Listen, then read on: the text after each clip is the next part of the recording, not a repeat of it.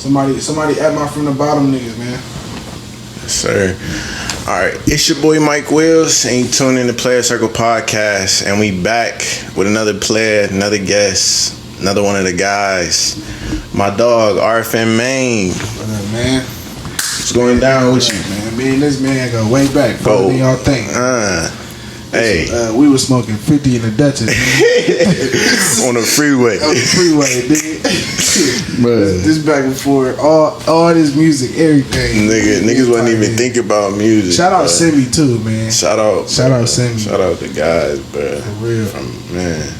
That shit was a long time ago. That was a long time ago, y'all. That was some years. That was some fucking years, bro. I think we had to be like 15, like 14 or 15. I think, yeah. Like 15. I think I want to say like sophomore year. Sophomore year. I don't even think niggas had their temp shit, bro. Oh, and we were smoking weed. Nigga, going to the bowling alley. Hey, now I got a funny story though. Listen, y'all. We just smoked. It's me, him, this nigga Sincere and Simeon. We at the motherfucking. What street is that over there by the bowling alley? I think Sandalwood. Remember I had that $50 gift card and shit? Bro, I just got a gift card, bro, for my birthday and shit. It's like a couple days after my birthday and shit. You know, school year and shit. So this is weekend. And I'm like, bro, we gotta see if this motherfucker work. This nigga Michael order a piece at the motherfucking thing. I'm scared as hell. I'm like, damn, that bitch ain't gonna work. That bitch ain't gonna hit. Niggas was eating came good. Back with the whole piece. I'm like, what's happening? Niggas was eating great. Because I was trying to pull shit off the ATM and shit. It working and shit. So I'm like, damn, that bitch don't work if it ain't activated. Man, we came back. Good times, man. Nah, that shit. Super good times. Super good times. Nah. But I appreciate you coming out, bro. Coming and being a guest on my show, bro. I had to lock in on my boy, man. Yes, sir. Appreciate it. Alright, so let's talk about this new video that you got out. Yes, sir. Hey, that shit hot, man. Good looking, man. That shit hot. Nah, it's crazy though, cause like I think I really just caught everything at the right time, because like Juneteenth weekend. Shout out all my people on campus, bro. Like, I was all my OSU folks, like all y'all, bro, like super good people. Like I ain't had no problem bringing in no camera. Like, was that? None of that. So what function was that? Was that your shit, or that was just so like so we started filming Friday. We went to the Selfie Museum. Okay. Then we went to it was called a sneaky link kind of thing. Like the cues had a lot of shit to do with everything that weekend. So okay. That's who I was kind of like lightweight getting like their permission from. Like when I walk in the building, like I'm talking to them like, all right, hey, like, it's what's cool. going on? Like, is it cool? I wasn't trying to disrespect their shit. Nah, for sure, because they take shit like that. But you know, you feel me? We had an understanding this shit. Like talk to the DJ booth, he spent my shit. Like that's hard though. Yeah, bro. That's hard because that's damn near getting your shit spun in the club. And it was like it was a lot of networking, bro. It was a lot of out of town people there. Oh, for real. So like Akron, Detroit, Cleveland. So what was the? It was just the party. Everybody was there for the party. Yeah, everybody was there for the party, but like the vibes are so lit. Like as soon as they seen the camera, they just turned up even more. That's why the slow mo scenes you see was so lit. Yeah, that shit was. Yeah, like it looked like a good ass time, bro. It's 4 in the afternoon, bro, and I'm drunk. Like I'm drunk at 4, and I'm just like shooting a video, like, bro, I'm bussing. Hey, that shit was fun. That shit was fun. Hell yeah! And then Sunday we followed with the pool party. Yeah. Okay. So. Damn, yeah, it was a lot of days like in there. Friday, that's what I was thinking about. Really, it started Thursday, bro. I got drunk Thursday, and I'm like, bro, I called my nigga Walt, like, bro, we about to just get to work. Yeah, it's time. I kept seeing too many flyers, like, bro, we got to do something at these functions. That's smart as fuck, though. Yeah, nah, so that's because like I mean we still in a small city, so like scenery ain't too easy to come by here. But the energy the energy, yeah. So it's like, bro, if we can catch both of them in one weekend, like we can make something crazy. And that's what y'all did. So all of that was like you thought of that Thursday. Like I thought of that. The whole concept. Like was it something you've been thinking of? I told, cause like listen, like I just told bro, like I got this pink varsity jacket with this pink hat that I'm trying to get off. And I'm like, I need to get off somehow. You feel me? It was like I'm like I just gotta wear this outfit or whatever. So You know the Selfie Museum, they got the pink room in there. That's the one in Polaris, right? Polaris, exactly. So I'm like, bro, I got an idea. I'm like, you know what I'm saying? Like tomorrow, like as soon as you wake up, bro, come get me. So shout out Solo, shout out my nigga Barley. Man, shout out all them niggas because they was actually there with me. Shout out the guys. Shout out the guys for real. So they was there with me and shit. And, well, you seen Shamar and all them in the ball pit in the video and shit. Yeah. We kind of winged it up there too, bro. Like, but that's kind of winging it. Like, my videos. Just give me a location. We can figure everything else out. We can run and gun it. We creative already. So. No, that looked like you had some like planning behind it. Like from the outside looking in, it looked like And it's crazy because like I love the way the video came out, but in my head I had it looking a completely different way. Like we had a whole different setup happening, but the pool party we were supposed to go to got canceled. Shout out my boy Raphael Connect too, man. I'm acting this motherfucker because shout out, bro. He actually had a whole event planned for me, bro. It was up in Georgiaville Road. Damn. It was like a mansion party, bro. Like, damn. He had sections in the party and everything. Like, it was lit. I called this nigga the day before, like, bro, what's going down? He said, but they canceled it. Oh, what happened? They breached the contract because somebody posted the actual address. It was some rich lady's house, bro. Like, somebody posted like about a party type shit. Yeah, I mean, she wasn't mad about the party. She was mad about the address being leaked. So she like, y'all breached our contract, so y'all gonna have to do it another day. But y'all gotta do that. But the crib was off the chain though. He was about to have tents and shit outside. Like that's how big the shit was. Damn. I'm like, bro. So what was the concept that you was thinking? Just kind of the same what shit? I did with this, but just doing it with that. Yeah. Type shit. Yeah. No, that was a great video. Yeah. Now, the first video that I would say really caught most people's attention was that no hook video. Yeah. Would you agree with that? Yeah, that's it. Like I feel like that was the there's gonna be a lot of shout outs in this video. Shout out to KB Films, bro, because that was like another situation how the last weekend went.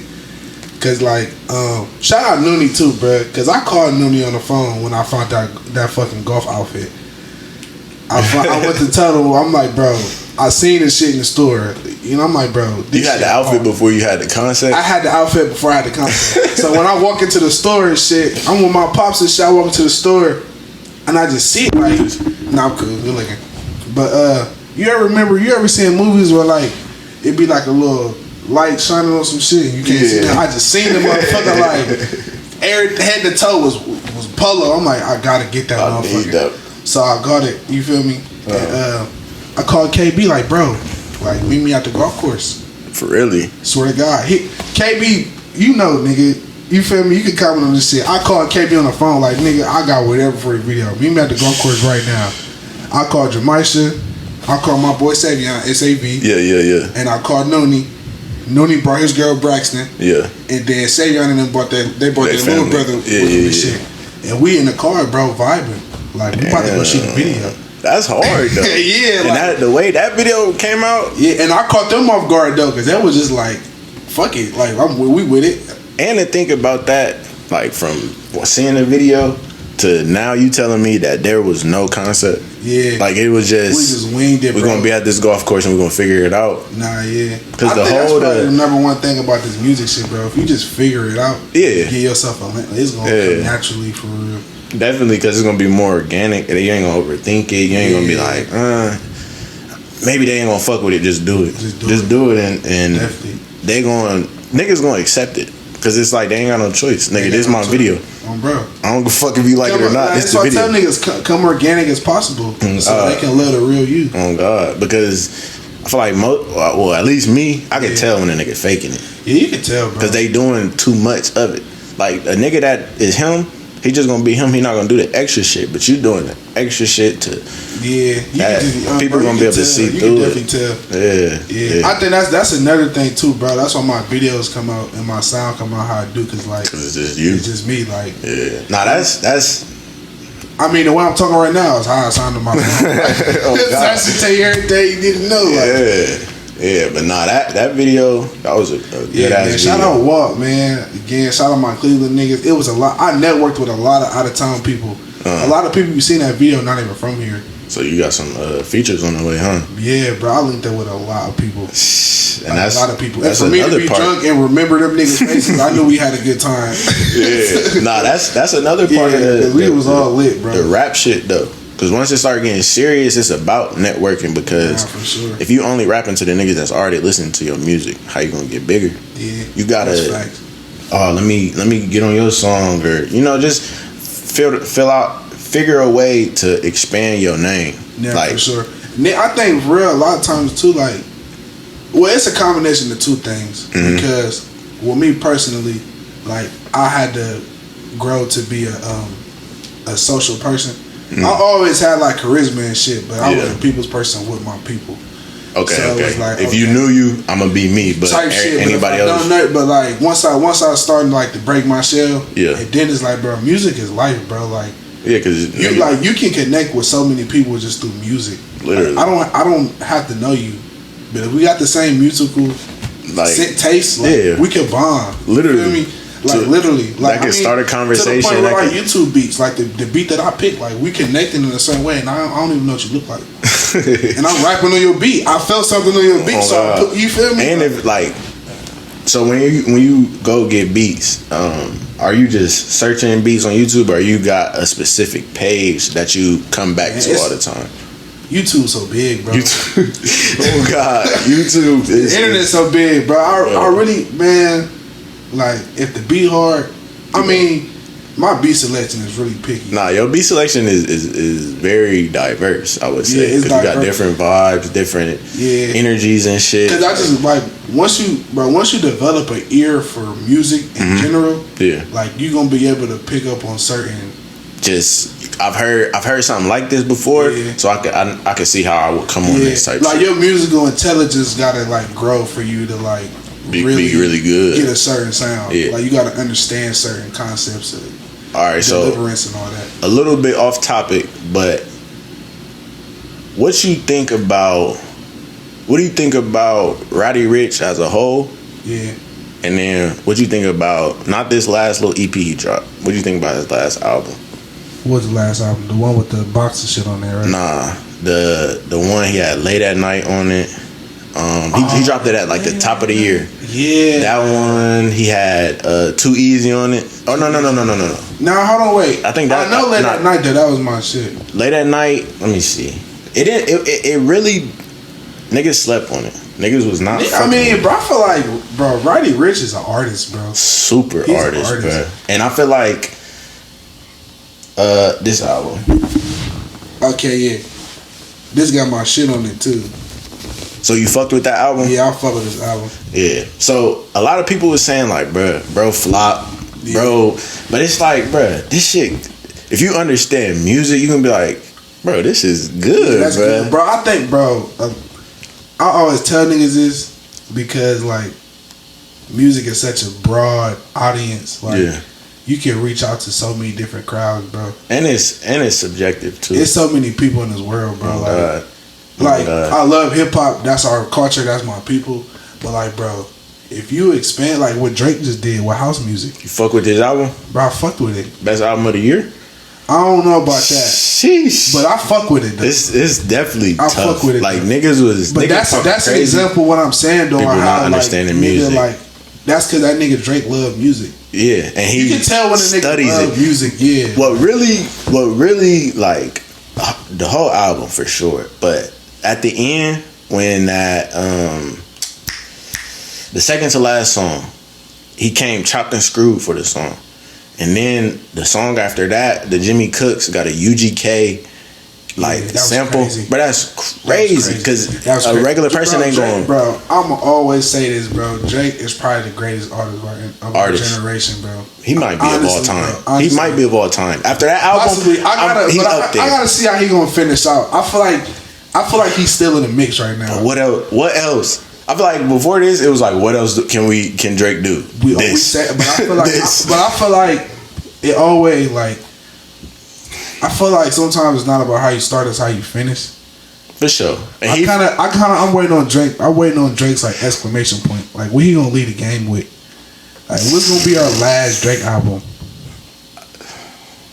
You know what I'm saying? But I don't want it to be like like Wayne. Yeah. Wayne Carter 4 type shit. But after that, like it was Wayne left an exclamation point when he left. Like, for sure, but he's still doing it. I mean, but it's not the same. Features and shit, but it's like he left us a Carter and was like, all right, yeah. But you saying what did Drake leave us with? Drake left us with so much. I mean, he gonna leave us with a lot, but I'm saying I just wonder, you know, like before a nigga be like, you know, all right then, you know what I'm saying? A nigga might leave with something. Outro, but I don't know. If you waiting on that means he's still young though, bro.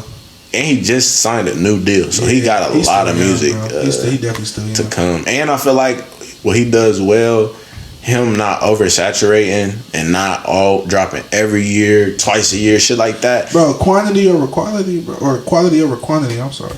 For sure, but in certain cases, the only nigga that I would say that he's cool with YB. YB the only nigga where it's like, yeah, YB got a lot of pain in him though. He dropped back to back like that. He be having some shit to say. Yeah, I do think it's to a point. I think he does see because he ain't dropped in a little while, but I think it started to get like, all right, bro. I just got a tape last month. I'm still listening. That's what I'm saying. I ain't even listening. I just said the same shit to my nigga. Like, bro, he's playing some Young Boy the other day. I'm like, when he dropped this? A couple of days ago. Damn, nigga, I ain't even. Yeah, and I feel like he ain't got the and he ain't got the like, he not dropping like Lonely Child and shit like that where it's 2 years. I think that's the only scary thing with this music a little bit, because like, I be dropping this shit consistently, but it's almost like, bro, like it's always gonna be like that certain project. Like nobody gonna be like, like, it was okay. Like you ever hear somebody say like we missed the old such and such or some shit like that. And that's what I mean with that Roddy Rich album. That first, the one with the box, classic. That's a classic. My personally favorite Roddy Rich album was probably Feed the Streets too. And when he came with that for sure, that was because we didn't have no expectations. Yeah, we were like, wow, this shit's great. But now when you about to turn on Roddy Rich's shit, like, I mean, is it gonna be down below? I mean, I kind of did that with my videos too. Yeah, you set the bar high early. Be having to come like clean how they do, because like I came out the gate swinging. Yeah, golf course. Literally, that was your first pop out video. This nigga? Like, so it's like, can't go back. Yeah, you can't go back. You can't go back, and then you got all your other videos. Let me see. Do you know I got like the Soul Train line? Then we went to the thrift store. That one, the P Valley one. P Valley. The thrift store one. Yeah. The one. I got the brothers. Looking ass nigga. Yeah. Shout out SAV. Yeah. Bomb Threat. The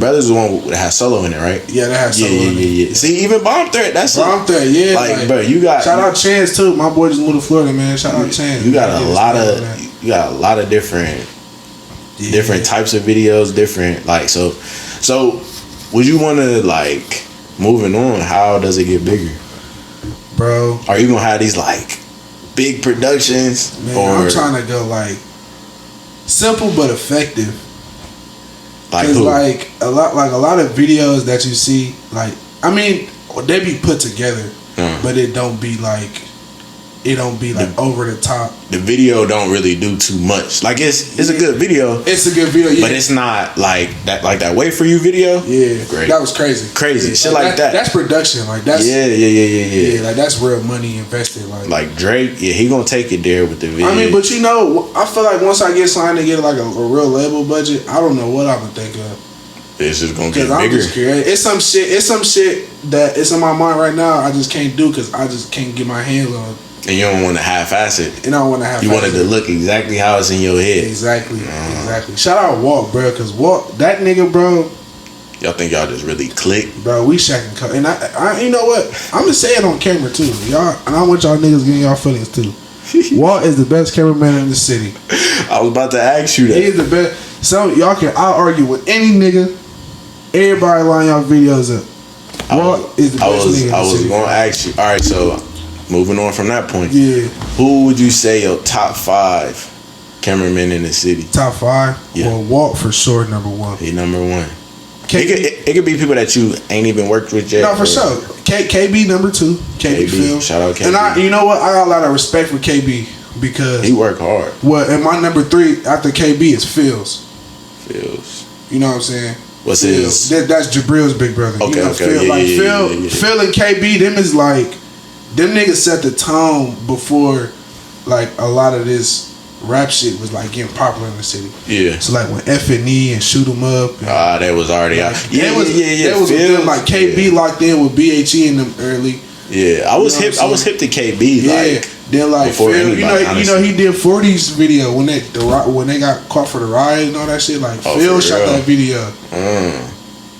Yeah. Shout out Phil. Shout out Phil, KB. Shout out KB. Number 4, my nigga Chance. Yeah, he the one. He just left. He just moved to Florida. Yeah, I peeped his shit. Yeah, he's dope as fuck. What video he do for you? He did Bomb Threat. Funny story though. Shout out my boy Chance. We shot that 2 times. For real? So this what happened. I dropped the song and I called him like, bro, like pull up to the crib. Like it's cold as fuck. We can't really do nothing. I'm like, bro, I just want to put this shit out. Yeah. Like, bro, pull up to the crib. We in the parking lot on Stelzer. Mm-hmm. You know what I'm saying? Fucking around with it.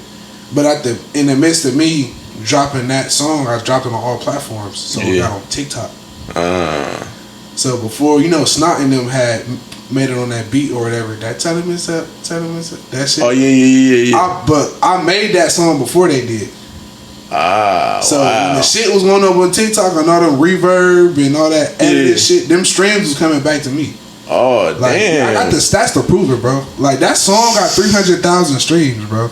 Damn, that's your biggest song, bro. That's my biggest song. That shit got 300K streams. That's crazy. Yeah, like it is. So TikTok, they count that as streams, bro. TikTok is partnered with an app called Resso, RESSO. Wow. The app is not available in the US, but every time I look on my stat sheet on DistroKid, a lot of that shit is coming from out the country.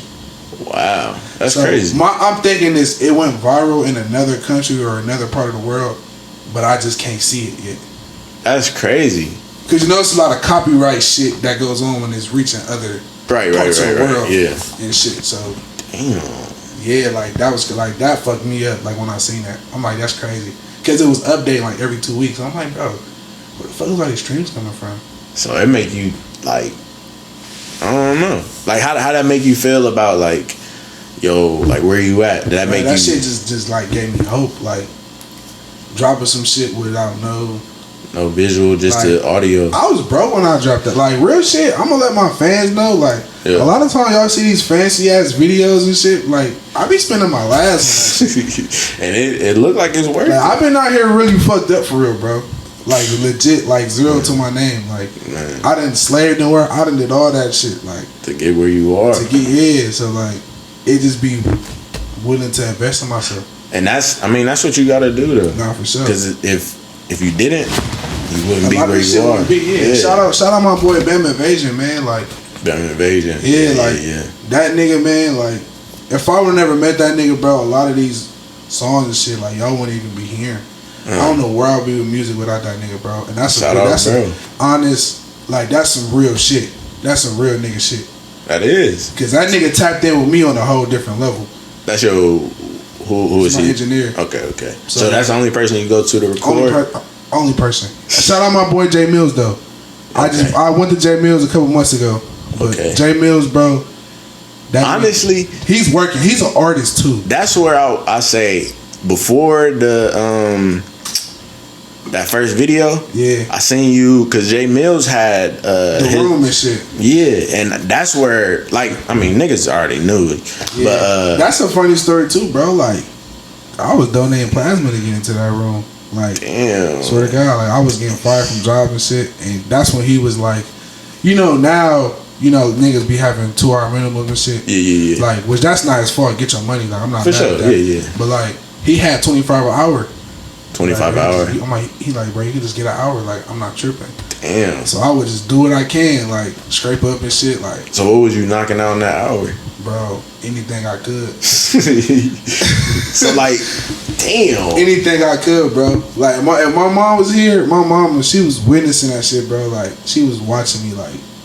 I was put like all this music shit, bro. Like I done put thousands into this shit, and literally went back home like, how the fuck I'm about to get through tomorrow. Yeah, like for real. Like, but would you say at this point you feel like it's worth it?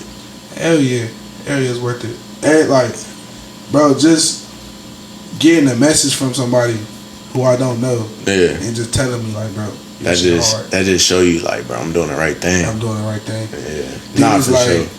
Not only that, but like, you know, I don't want to sound cliche, but you know, as young niggas, you know, it's hard for us to, you know, look up to certain people. You know what I'm saying? Like, we don't got a lot of role models and shit. Positive role models. So it's like, it's a lot of younger dudes in my DM that's wanting to rap. That's wanting to shit. That's inspiring. No, for real, bro. That's like inspiring legit, like fuck. Literally legit. Like, and they be asking me like, bro, how you be doing this? And I be telling them.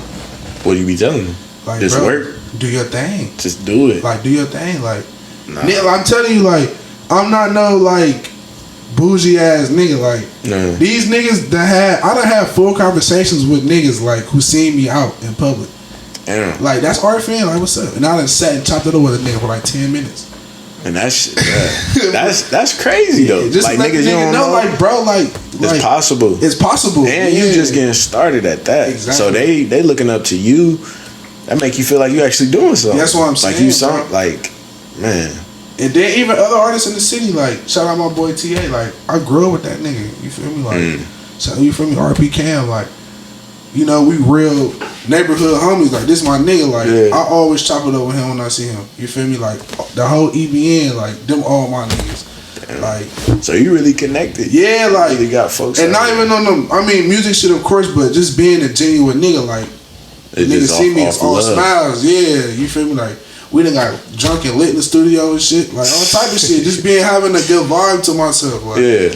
And just being a solid stand-up dude. That's for sure. Like, you move like that, nigga, it's hard for niggas to go against you. It's hard for niggas to even think about shit like that. Because it's a good nigga. Like, it's respect. It's respect. You off all respect. Like, all the other shit cool, but especially when you coming off organic though. You feel me? Because that's what you need. Well, that's what you really going for. Because if you wanted organic, that's what you really in it for. You want niggas to fuck with you because you rather than other niggas, you know. What? Oh, my bad. So what was it like for you, like, growing up?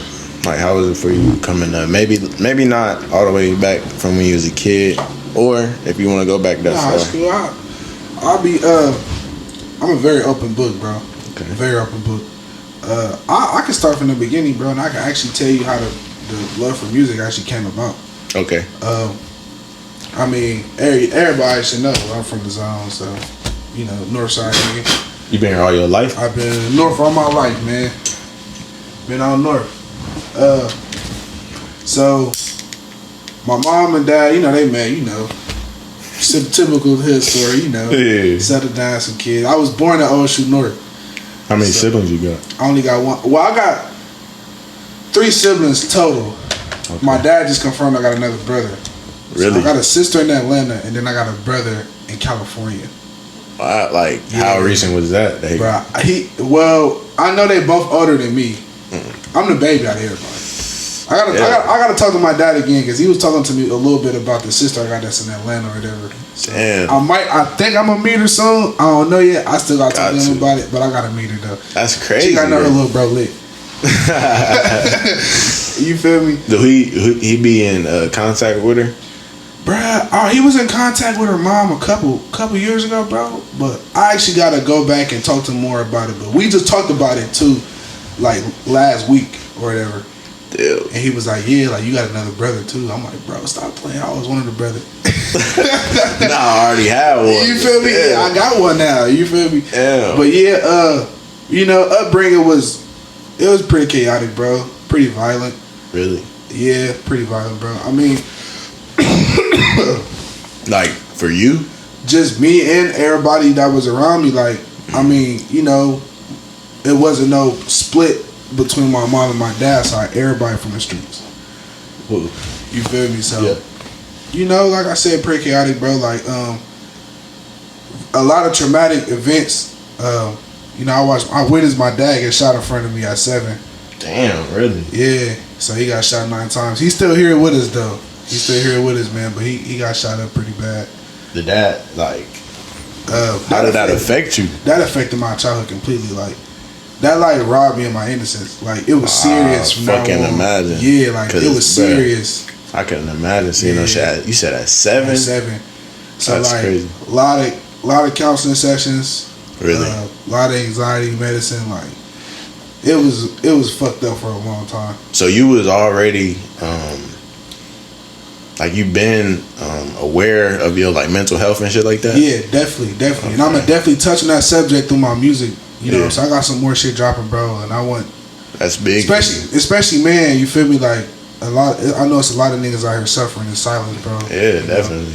It is, you know, a lot of people got to speak up. You feel me? And I just started counseling sessions again. Really? Yeah. Like how? I started like 2 weeks ago. Okay.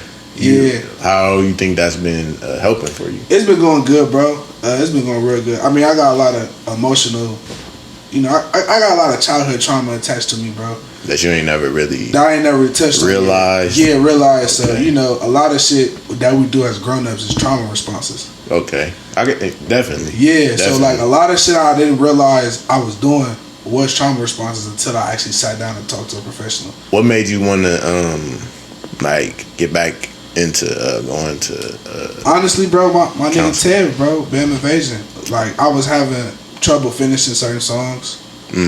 I could write a certain song, but I couldn't push it out. You know, I couldn't. Like, what do you mean?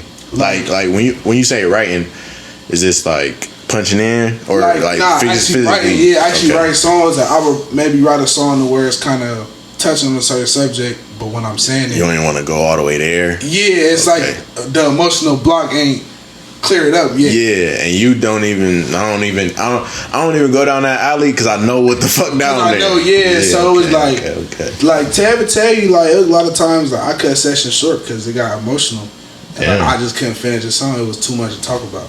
Damn. Yeah. So you really are like super personal in your music. I'm super personal, and a lot of people. I don't think a lot of people realize it until they go back and listen. And I mean, to know that this is because, you know, I feel like some people is just they make it sound good. They rap it and make it sound good. So it's like, that might have happened to you, but you actually saying this shit really happened. Like I'm gonna put this shit on wax. Like everybody should know. Like, and it's going like you're gonna be able to. Well, the listener's gonna be able to feel it because it's real. It's not just and one thing you just reading it and you just read like you know what I'm saying. I mean, you feel this shit. And one thing everybody should know: every content creator, like music, podcast, like it's a universal feeling that everybody can tap into, and that's pain. Yeah, because I mean the journey is pain. The journey is everything. Every genre of music, every style of creation, anything you want to do. If you tap into pain, bro. Yeah. You're gonna reach a lot of people. Yeah, but I also feel like, I mean, I don't know, the best artists or the biggest artists, the most people with the most fans are the most vulnerable people. Are the like we'll say YoungBoy, for example, him coming out and saying like, "Oh, y'all got herpes," for example, is like that was crazy. Nobody, it wasn't crazy, but that was like nobody would admit that. Niggas would keep that a secret. Yeah, but he coming out to say that make people like, damn.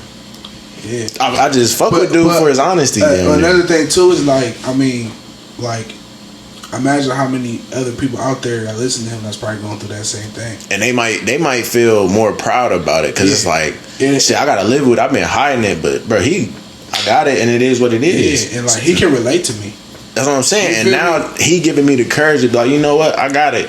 I don't give a fuck. Like I don't give a fuck what it is. Yeah. So I feel like that's shit like that make people like, oh yeah, I gotta fuck with White B, do this. I think a lot of people kind of misunderstand the fact that like being yourself and actually opening up about just being vulnerable, anything you do, period. Yeah. Like some people can take advantage of it. You know, it's some people out there, but I feel like it's a way that you tell it. And I'm just speaking in the art sense. Yeah. You feel me? Yeah. Like in the artistic sense, like if you're vulnerable as possible, like it's damn near no way that you can't lose because somebody out there is going through what you went through. Literally, because there's so many people. And then especially a nigga like me who actually went through them like traumatic experiences young. Yeah, so, like the worst shit. The worst shit. So it's. I feel like, but that, do you feel like that has made you so like strong and so resilient? Because it's like I just had to grow up quick. Like a lot of shit was in my face, like raw and uncut, young. Yeah. Like a lot of dope, drugs, trap houses, like all that shit. Like everything was in my face. Like this what it is. And it wasn't. Nothing was fabricated. Like I seen shit for what it is. Like all the time. You feel me? My dad was he a street nigga. He raw, he uncut. He gonna tell you what it is. He wasn't doing it to harm me. He was doing it to give me a sense of reality. Like, Like this what I do to feed y'all. Right. You feel me? And it could have went two different ways. I could have been like took on that journey, or I could be how I am now and just find your interpret it the right way. Right. But to know about it is cool. Yeah. Because you understand it now. You know, shit. This was going on in my family. This shit going on everywhere. Yeah. And now I know how to act when I'm around these certain people. Or you feel me? It's just not only that, but just like a lot of other niggas can relate to this too. Just being from a line of streets, like line of street niggas, bro. Like and don't want to be a street nigga. You know what I'm saying? So it was like I'm one of the first niggas to flip the script. Like I was in Navy boot camp at 17. You feel me? Came home, went to the firefighting academy.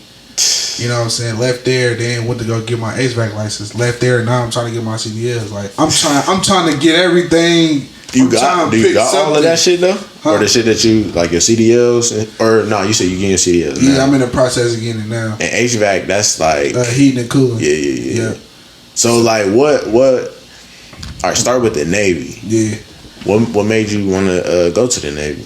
Bro, honestly, like just tired of seeing the same shit here, bro. It was tired of seeing the same shit. Like, was you doing music then? Yeah, I was doing a little bit of music. Like I said, bro, just seeing the reality of how hard life can hit you. You wanted some security. I wanted some security, so it's like I done seen people in my family, you know, fuck their whole shit up. And it's 10 times harder for them. Yeah. You know what I'm saying? So it's you felt. Do you feel like that was at the time that was your only option? Kind of, sort of, yeah. Because I didn't have as much hope in music as I do now. Okay. So I was just like, you know what? And you young, and I'm fresh out of high school. You know, I'm like, bro, I'm gonna go to this Navy shit, bro. Like, you know, I ain't trying to fuck with the streets and shit. Yeah. But you know, I ended up coming home and you know, and what happened? One foot in, one foot out. You know what I'm saying? I was back and forth. That's how I was funding my rap career at first. With the Navy money? Nah, not even Navy. Just you know what I'm saying, fuck around the streets. You know. But what made you come back from the Navy then? Like it was an injury. I had a stress fracture. Oh really? Yeah. Oh okay. So I was fighting my case for a long time and shit. I was like, nah, just stay at the crib. So it was that a blessing in disguise though. Blessing in disguise, yeah. So when I came home, they was like, all right.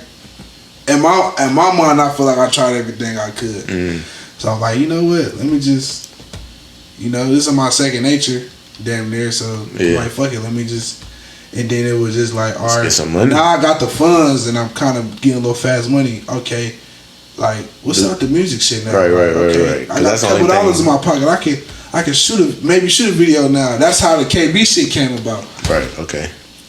So that was your first big video. So then that was my first big purchase for the music. So what made you want to turn down on the street shit? Like what made you? Like honestly, bro, like just. And I ain't gonna say I was fucking with no bad niggas, bro. I was fucking with good niggas, but it's just like, just being in a hostile environment, being in a chaotic environment. That's just not the life you wanted. It wasn't good for my music, bro. For your music? It wasn't good for my music. Like I said, that's like a second nature. I'm already adapted to the trauma. Right. I can sit in them type of places and be just like this. But it's not healthy. It's not healthy though. It's not healthy. Especially when you know, like, bro, that's not even where I want to be. It's not even where I want to be. Then it's like, it's so easy to get caught up. It's so easy to, you know what I'm saying? Yeah. One wrong move, one wrong hiccup, bro, and I'm sitting down. Sitting down or I'm up top. You know what I'm saying? No, literally, bro, like, for real. And one or the other. I weighed them factors in my head, and I'm like, bro, if I got to struggle just to shoot a video, go to the studio, that's the struggle. Like, fuck it. And I feel like one thing a lot of people don't, or one thing they may not know But a part of being an artist or just chasing your dreams, you gotta love your journey. Like it's I want to say it's like French. It's amour fati. Yeah. It's love your fate. Like just love what you gotta go through. It's embrace you. Yeah, like think about it like this. It's niggas that love to basketball, but they don't love to practice. How you love basketball, but you don't love to practice playing basketball? That's not 6 a.m. lifts and shit like that. You just want to hit like I think a lot of people just look at the end goal. A lot of people like they want what comes with it. They want the bread. Honestly, I feel like that's a lot of people. They want the money that comes with whatever. But that's why a nigga like you, I can't get a job. You can't get a job because it's that's not what I want to be. You feel me? I got to do something that I love. Even though I'm struggling with the rap shit, even though, bro, I'm spending my last on this rap shit, but I love it though. I love doing it, and I love the grind. I love, like, literally. So I swear I'll be like, I'm gonna get this video now. We worry about this shit later, bro. Because honestly, bro, I prayed about it. So whatever is I can't lose. I can't lose. And then it's like you never really lose investing in yourself. You can't, especially with the internet now, bro. Like one post, like bro, Lil Nas X is a perfect example. Dude was sleeping on his sister's couch. Bro, it's a lot of people that just dropped the song and just and went diamond. Like, bro, that's, I mean, like, bro, you just gotta have hope. Like, hope is probably the number one thing niggas gotta grasp for real. Hope, faith for real. Yeah, and I feel like a lot of people don't. Like, I couldn't do that because you stopped. Because you stopped doing it and you was like, it's not going to work out. Like, if you, bruh, I'm going to do this or I'm going to die, well, I guess I'm just going to die. You feel me? Yeah. Get rich or die trying. You know, my mom was, she had me in church for a while too, you know what I'm saying, before she got a little left. And she used to always tell me the scripture, man, faith without works is dead. Literally. So. Literally. Because that's. I think I don't think people understand. I don't think they understand how possible everything this shit is. Yeah, because it's you gotta really want it and you gotta do it. Because it's so easy to I want to do this, I want to do this, but once you start doing it, it's like, bro, that's not even that hard. And like just you gotta start. You gotta have a rough draft of yourself. You gotta have a rough draft. That's a perfect example. You gotta have a rough draft. You gotta have a rough draft because you gotta do it and be like, wow, that sucks. And then be like, all right, I got a lot of shit on my phone. I be like, man, but you can see what you need to work on. How you gonna get better? Because and then it's always. I think the finished product is like that's like the boring part. That's the easy part. Yeah, because by that time, bro, I done grinded it out. Yeah. When you get done with a song, you really be like, okay, I'm trying to listen to this all the time. Like, bro, damn near while I was recording this, I kept hearing it, so it's regular. Like, it'd be cool that first time it's finished, but, bro, I've been sitting on this for so long. Then you gonna go back and like I feel like that's like a perfect example, like making a song, like that's like similar to your journey. You know what I'm saying? Yeah. Like, that build up. Yeah. You know what I'm saying? Like keeping the momentum. You know what I'm saying? The song can't be hard for the first half and be whack on the last half. Right, you gotta keep the so it's like I feel like, bro, and appreciating the journey, and I got addicted to seeing results from hard work. From other people? Nah, just from me. Okay. Like once you get hard work and perseverance and determination gets addicting. It does. Like that starts to become you. Like once you really see a finished product, there's some shit that you worked your ass off for. Yeah. It's gonna become a second nature. Yeah, once you get that taste, because I feel like some people. But how long did it take for you to get that taste? Bro, probably like after the first year. But it took a year. It took a year. Some people is like, bruh, this shit not doing nothing, and they never take it serious. I feel like that's another part with at least being a rapper. You have to be a rapper. You can't just rap. Yeah. Niggas ain't gonna take you serious if you just rap. But if you're a rapper, you carry yourself as a rapper. You feel me? You make yourself look like it. You do everything. You gotta come presentable. Yeah. But you have to be it. Like you can't just rap. You have to become that. That has to be you for people to be like, oh, he's a rapper. They'll just be like, oh no, that's Mayne. He raps. Yeah. Nah. It's too different. It's too different. I see what you're saying. Yeah. But it's you. But I feel like with being a rapper, you have to be it. You have to embody it because it's way more than just music. Niggas, you gotta look the part. You gotta just have it.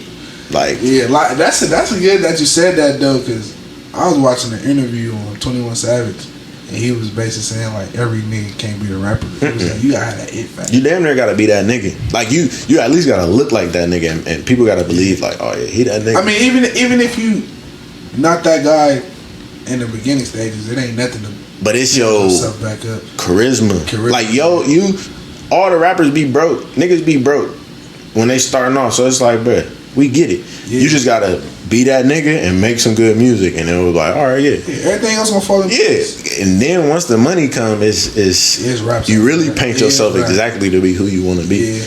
But some niggas, they don't really know they want to be. I feel that though, and a lot of niggas just kind of get like, what's what I'm looking for? Like, a lot of people seek for validation from others instead of just working on it. It's like a lot of shit, like my music and shit, my videos, like that come from shit that me working on myself, for me actually putting out a clear vision. Right. Rather than just, oh no, we just about being in the crib. You know what I'm saying? We just about to do some shit. Like I said, it just come from not seeking validation from others. Like, this my vision, this how I'm gonna do it. Yeah.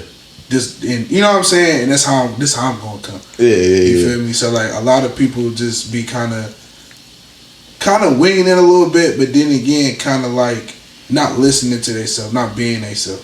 Or I mean, you got to give yourself a little credit. Some people just might not be as creative as you are. I mean, yeah, true. Like some people, it ain't that deep. It's just a bit. Like it just need a visual, just so they can see my face. That's all. Nigga like me be like, nah, bro. Nah, We need fits, bro. We need we need cameos. I feel like I'm similar. Well, when it comes to the music shit, like, cause like the reason I really don't push the music shit personally is cause I don't have everything to make it hard though, to be it. Oh yeah, he done made some hard shit. We gonna come back out.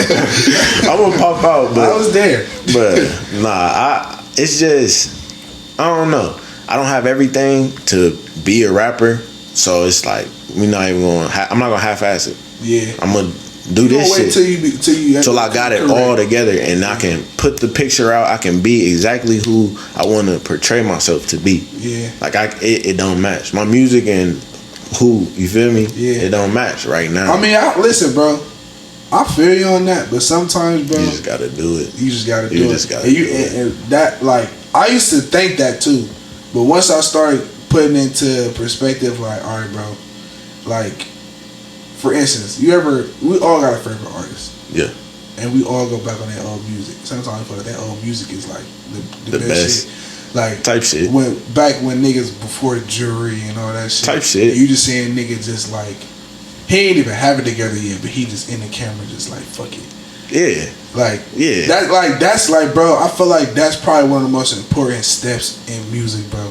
Yeah. Like, coming as is, bro. Like, definitely. That raw. That's what I'm saying. You being that nigga, yo. Yeah. You are what people love. It's not the diamonds. It's not the clothes. It's not the whatever. It's you. Niggas fuck with your personality, who you are. So it's like, yeah. But, I don't know. Like, I got a vision. I got a vision. And you know your vision better than I do. You feel me? So, you know. I mean, some people like that, though. I mean, I know some niggas like that with just on the regular shit. Like, I'm not popping out this weekend. And I ain't dressed how I want to dress. You feel me? And the way I would want to make music, like, I would want to just book, like, 8-hour sessions. Yeah. And really be able to just rock out.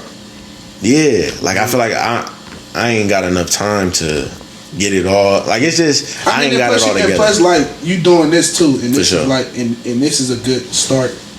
Yeah, this not only that, but like you talking to a lot of good artists, and you soaking up a lot of game. For sure. So like, absolutely. You having good conversations. You taking pointers from niggas who in these steps that you about to be in, right, probably in the next couple months to a year. Yeah. So you're gonna be able to recollect all the advice, all the pointers that you got. Yeah, but I feel like this shit is just really being able to have that conversation and really just chop it up. Get to pick your brain, you pick mine, And my biggest thing is I like to because I listen to podcasts and shit. And I like to listen to people talk, just to see what's your perspective, and then I talk to somebody else, and their perspective is kind of similar to yours, so I can see what a common person, you feel me? So I can kind of make generalizations with people, because you know that's good. I got especially with music, bro. Especially with artists, it's all a generalized mission that artists have, no matter the genre. Yeah, like we all going.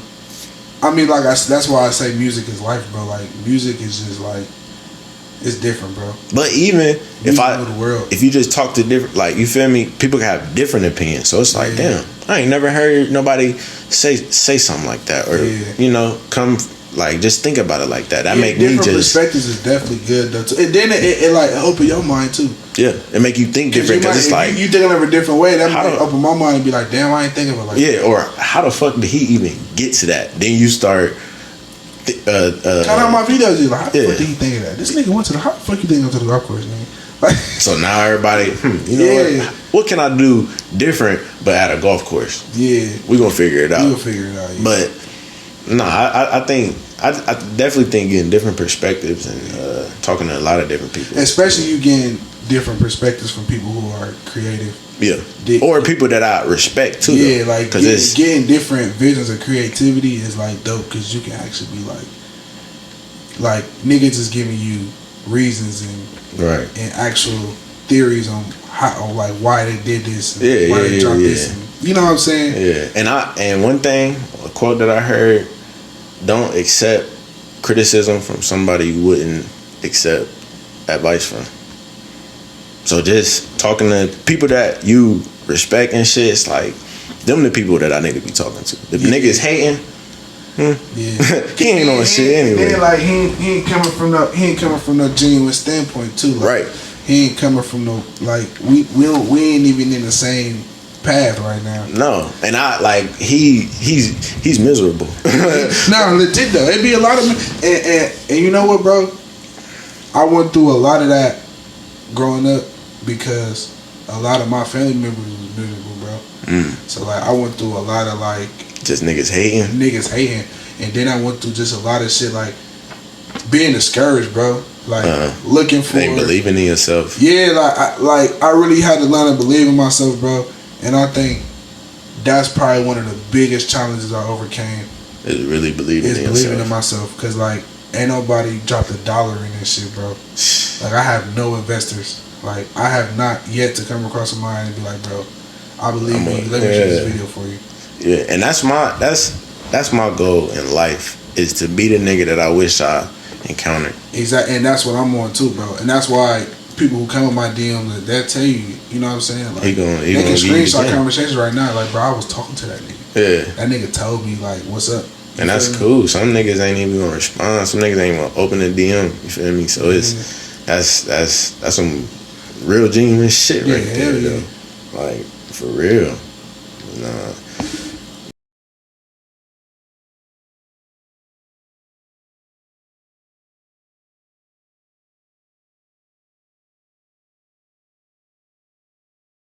All right, so how did you get into, like, what made you want to start rapping? Like, what was the first? Honestly, we're gonna go here first. What was your like first music encounter? Like, what was the first time you remember? Ooh, I got a dope ass story for that. Okay, I got a super dope story for that. Shout out my mom on this one. So remember how I told you my dad got shot, right? Yeah. We was on the verge of, we was homeless. We was staying at my great grandma's crib. But before we actually lost our house, he got shot September 4th. My birthday was that September 23rd. So, you know, we was fucked up. So, only thing she could give me, bro, God's honest truth, she got me a CD player. And Kanye West had just dropped, was it Graduation? Which one is the one with Homecoming on it? Is that Graduation?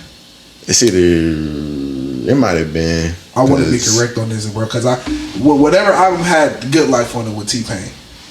Let's see. That would have been 07 or 06. One of the two. Let's see. Cause this is 2008. Oh, you said that was 2008? Nah, the year that she gave me that CD player in that album was 2008. So you said with the Good Life. Yeah, Good Life. I wanted to say that was graduation. Yeah, that was graduation. Yeah, with the Good Life. Oh, that bitch was crazy. Stronger, flashing lights. Oh my god.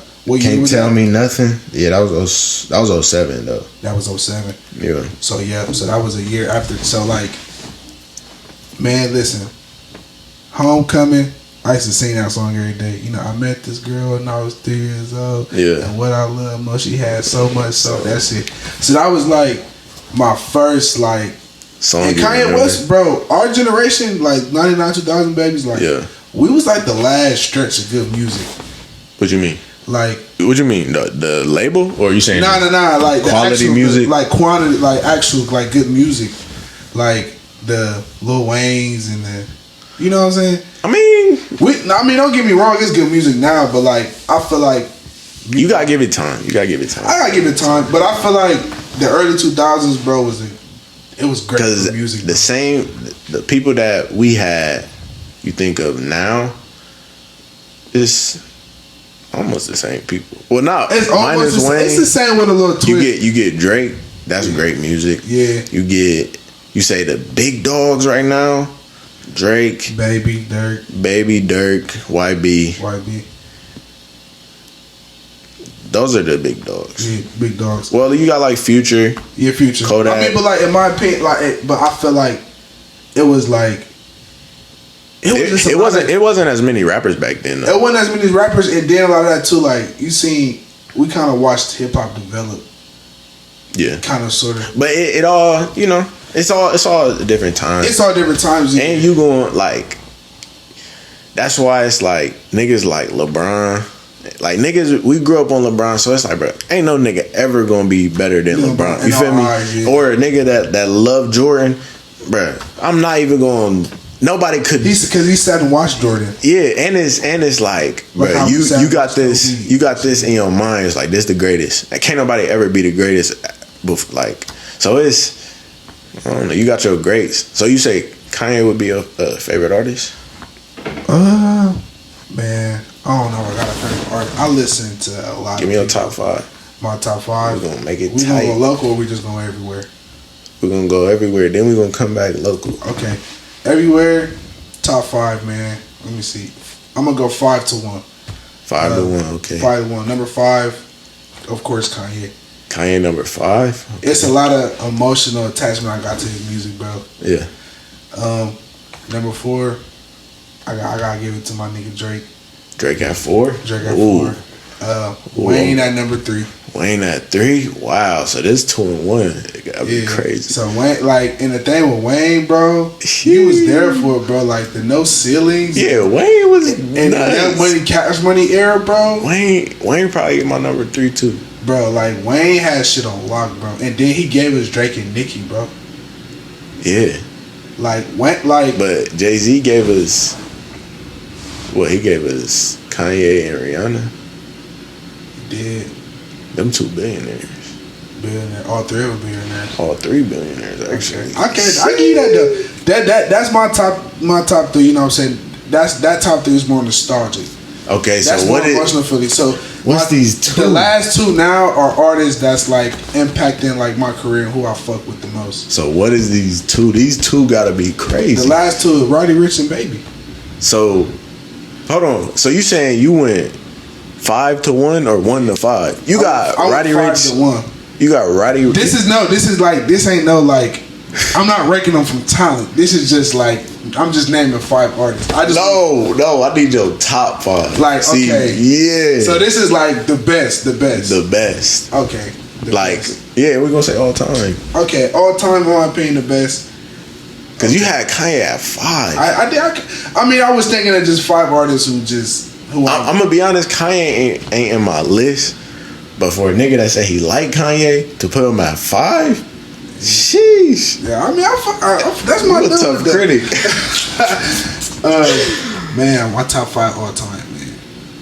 I grew up I got an old, so I grew up on a lot of old shit though. So okay. I gotta throw my nigga Pac in there, man. You got Pac in there. I got Pac number 5, bro. Number 5. That's my first. That's my. Okay, that's respectable. That's respectable. You know what I'm saying? Then the second one you already know is Biggie. Biggie? Yes, Pac and Biggie first two off jump. Because that's like, my dad, like... He actually listened to them. He actually listened. My parents ain't really listening to them, so... Yeah, so like, I got like... I know Pac's like whole album. Like, I can sit and, you know what I'm saying, recite all the words. Yeah. And then last three, you know what I'm saying? Now, these last two really in perspective as far as, you know, top 5 for real, like talent-wise, who I'm really a fan of. Okay. I'm gonna go back, you feel me? My nigga Wayne. Wayne at 3. You know what I'm saying? You know. Then I'm gonna put Kanye. Then I'm gonna put 3. Drake. Then I'm gonna put my nigga Wayne. Wayne at 1. And that's talent based in my opinion, and that's talent based project, all that shit. That's all their career up to now. My top 5. That's respectable though. You got all legends in there. Yeah. And them ain't no like random nigga like. But you ain't got no young nigga. The youngest nigga you got is Drake.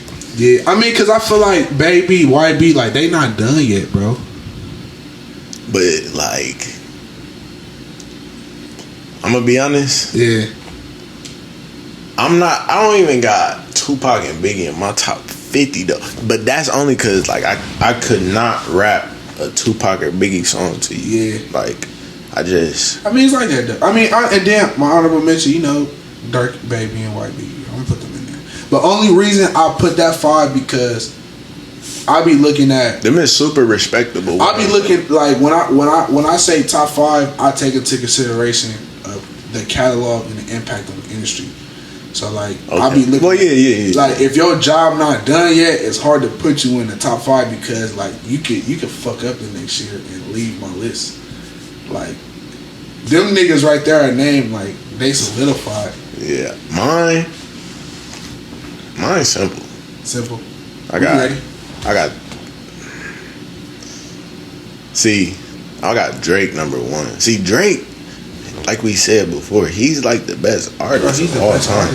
Like, so he's like the all-time quarterback. We don't even count him. He the only nigga I feel like him and Chris Brown is like the only nigga who I feel like can probably is close to touching like a Michael Jackson or like a. Now, not in a talent base, but just the impact on music. See, and that put together, like, you know how when people say, "Oh, there'll never be a Michael Jackson again because this nigga Michael Jackson show his face at a concert, niggas falling the fuck out." Yeah, that's crazy. But that's crazy. But if you think about it though, so at that time there was no social media. You only seen Michael Jackson in person. And for Mike to be that big with no social, that was crazy. But these niggas like Drake, bruh, he can make a bitch fall out. He can make a bitch pass. But I see what you said. The social media, it just gives you more access to. I was about to say that the social media with the rap game now does give you more access. So I feel like back then with no social media, when you met a star that you like, it was more authentic. Like nigga, it was really like wow. Because I never see. I just caught this nigga in public. I see a music video. That's it. I don't see this nigga. I don't know. And then it's like how we doing now. It's a lot of podcasts with artists on. You feel me? Niggas got Instagram stories. Instagram story, you know what I'm saying? Yeah, a lot of people posting their life. You know what's going on. Yeah. So back then, when the social media, like if you caught a nigga outside, you was like, nigga, wow. I'ma pass the fuck. Like that's my nigga. Like where you been at? Like, nigga, this is like seeing a superhero. Yeah, like, bro, what the fuck? I don't know what's been going on. I didn't know you were real. You know now, like niggas get that bitch pregnant. She got maternity pics, and you know what she not. Bro, you know everything. You know everything. Bro. You know what this nigga. If you look enough. You know what the niggas' bedrooms be looking like. If all them niggas was still here, like Biggie and all them, and Michael Jackson, how them niggas would use social media? I think Michael Jackson would have like the most followers. I don't think he wouldn't use stories, but he would just take the coldest pictures, bro. Bro, if that nigga was on social media, bro, cause he died. 2008. I don't think. What did we have? Facebook. We had Instagram and no. We had. Do we have Instagram? I don't want to say that. That was like Instagram comes out 2000. That was like middle school. 2011. Yeah, that was middle school. Yeah. 08 was like MySpace was just like kind of just now. So it really wasn't. Twitter was all words. Twitter was here. But niggas wasn't taking pics and shit like that. Yeah, nah. So I feel like he would have been a nigga that's not really on social media. He just took the coldest picture. But his shit would be so lit though. 2 million likes on he's every Michael pic. Fucking Jackson, bro. You know how much likes he would get, bro. Listen, I'm gonna compare her Instagram page to his. You ever seen Billie Eilish's page? Nuts. Bro, like how she just her shit. Bro, but her shit rock. I don't think he would use his story as much. Nah, hell no. But like that's like the only Instagram page I think off the top of my head to where like they actually double tapping. Like she get like 10, 11 million like on every post. Her, I think Kylie Jenner, her shit jump. All the Kardashian shit jump. All of them jump. Drake shit jump. Drake shit jump. Yeah. But yeah, nah, it's. I feel like it's just a little different though nowadays. But I think Drake up there, bro. After this album, Drake. Nah, he fucked him up with this album. He fucked him up. And then another thing, Drake, bro, he like, bro. He kind of remind me of myself to a certain extent, cause like he not scared to be him. Yeah. Like he really setting plants in the industry. Yeah. Like and he just letting them grow. Like his music grew in a lot of people. From him to come from Degrassi and actually come into the rap game, like he grew to grow people. And this nigga, he just got the best story, cause he got Wayne. If he like, I feel like Drake would have been Drake, but with Wayne, that made him like. Off the bat, he's super big because bro, he got the Wayne cosign. Like he ain't just have to do it all straight off the muscle. Yeah, like the Wayne cosign. That's like. Then not only that's like a baby bringing a nigga that's hard, super tough. He already hard. Like and he a Drake. Like he sing and he like. Not no street nigga, so it works. Everything. That's another thing too, bro. With Drake not really being like no like real hardcore street dude, like he can get on any commercial, bro. And his shows is unlimited, bro. He can get any bag. He can get any bag he want because there's nobody that's gonna turn him down. Nobody because that passport is stamped. There ain't nothing you can say wrong. Ain't nothing. Nothing. Like him and LeBron. I feel like them the only two niggas that don't got no schmuck on their name. Where it's I ain't never even seen Bron scandal with his wife or nothing. And that would be the closest thing to trouble you would see with Bron. Yeah, like, and that's even if that happened. But that's what I'm saying. Like legally, LeBron in the back of a police car. Yeah, it's crazy. It's crazy. What, are they giving him a ride home? Yeah, that's crazy. Like, bruh, not Bron. Bron is literally that nigga. Drake. Literally that nigga. Yeah, and I think, bro, too, like, with social media and actually being able to follow your inspiration and see them make posts and see them put stories up and videos. It make it a little regular for some niggas. Not only that, bro, but it makes it feel like this is possible. Like, you know how many times I've been scrolling and see a nigga iced out, and I be like, bro, that's inspiration. If he can do it, I can do it. Yeah. You know what I'm saying? Like, that's where that shit come from. I feel like if you interpret social media the correct way. Because some people, it's like, a lot of wow, this nigga 21, I'm 21. Damn. Rich, I'm not. Right, what the fuck that's am I doing? That's you looking at it, besides like, nah, nigga. But sometimes social media can't get like that. It can't give a false narrative. Yeah. Like with you now, like, you know what I'm saying? You can cut this podcast up and edit it to where I was just saying some pure fuck shit. Yeah, or you can make yourself look better than what your real life is. You could, that's a Lambo over there. Yeah, that bitch rented. You know what I'm saying? Now I'm about to, or no, you about to go take a picture about a Lambo. Now niggas think you got a Lambo. Or the nigga let you take, let me sit in your car.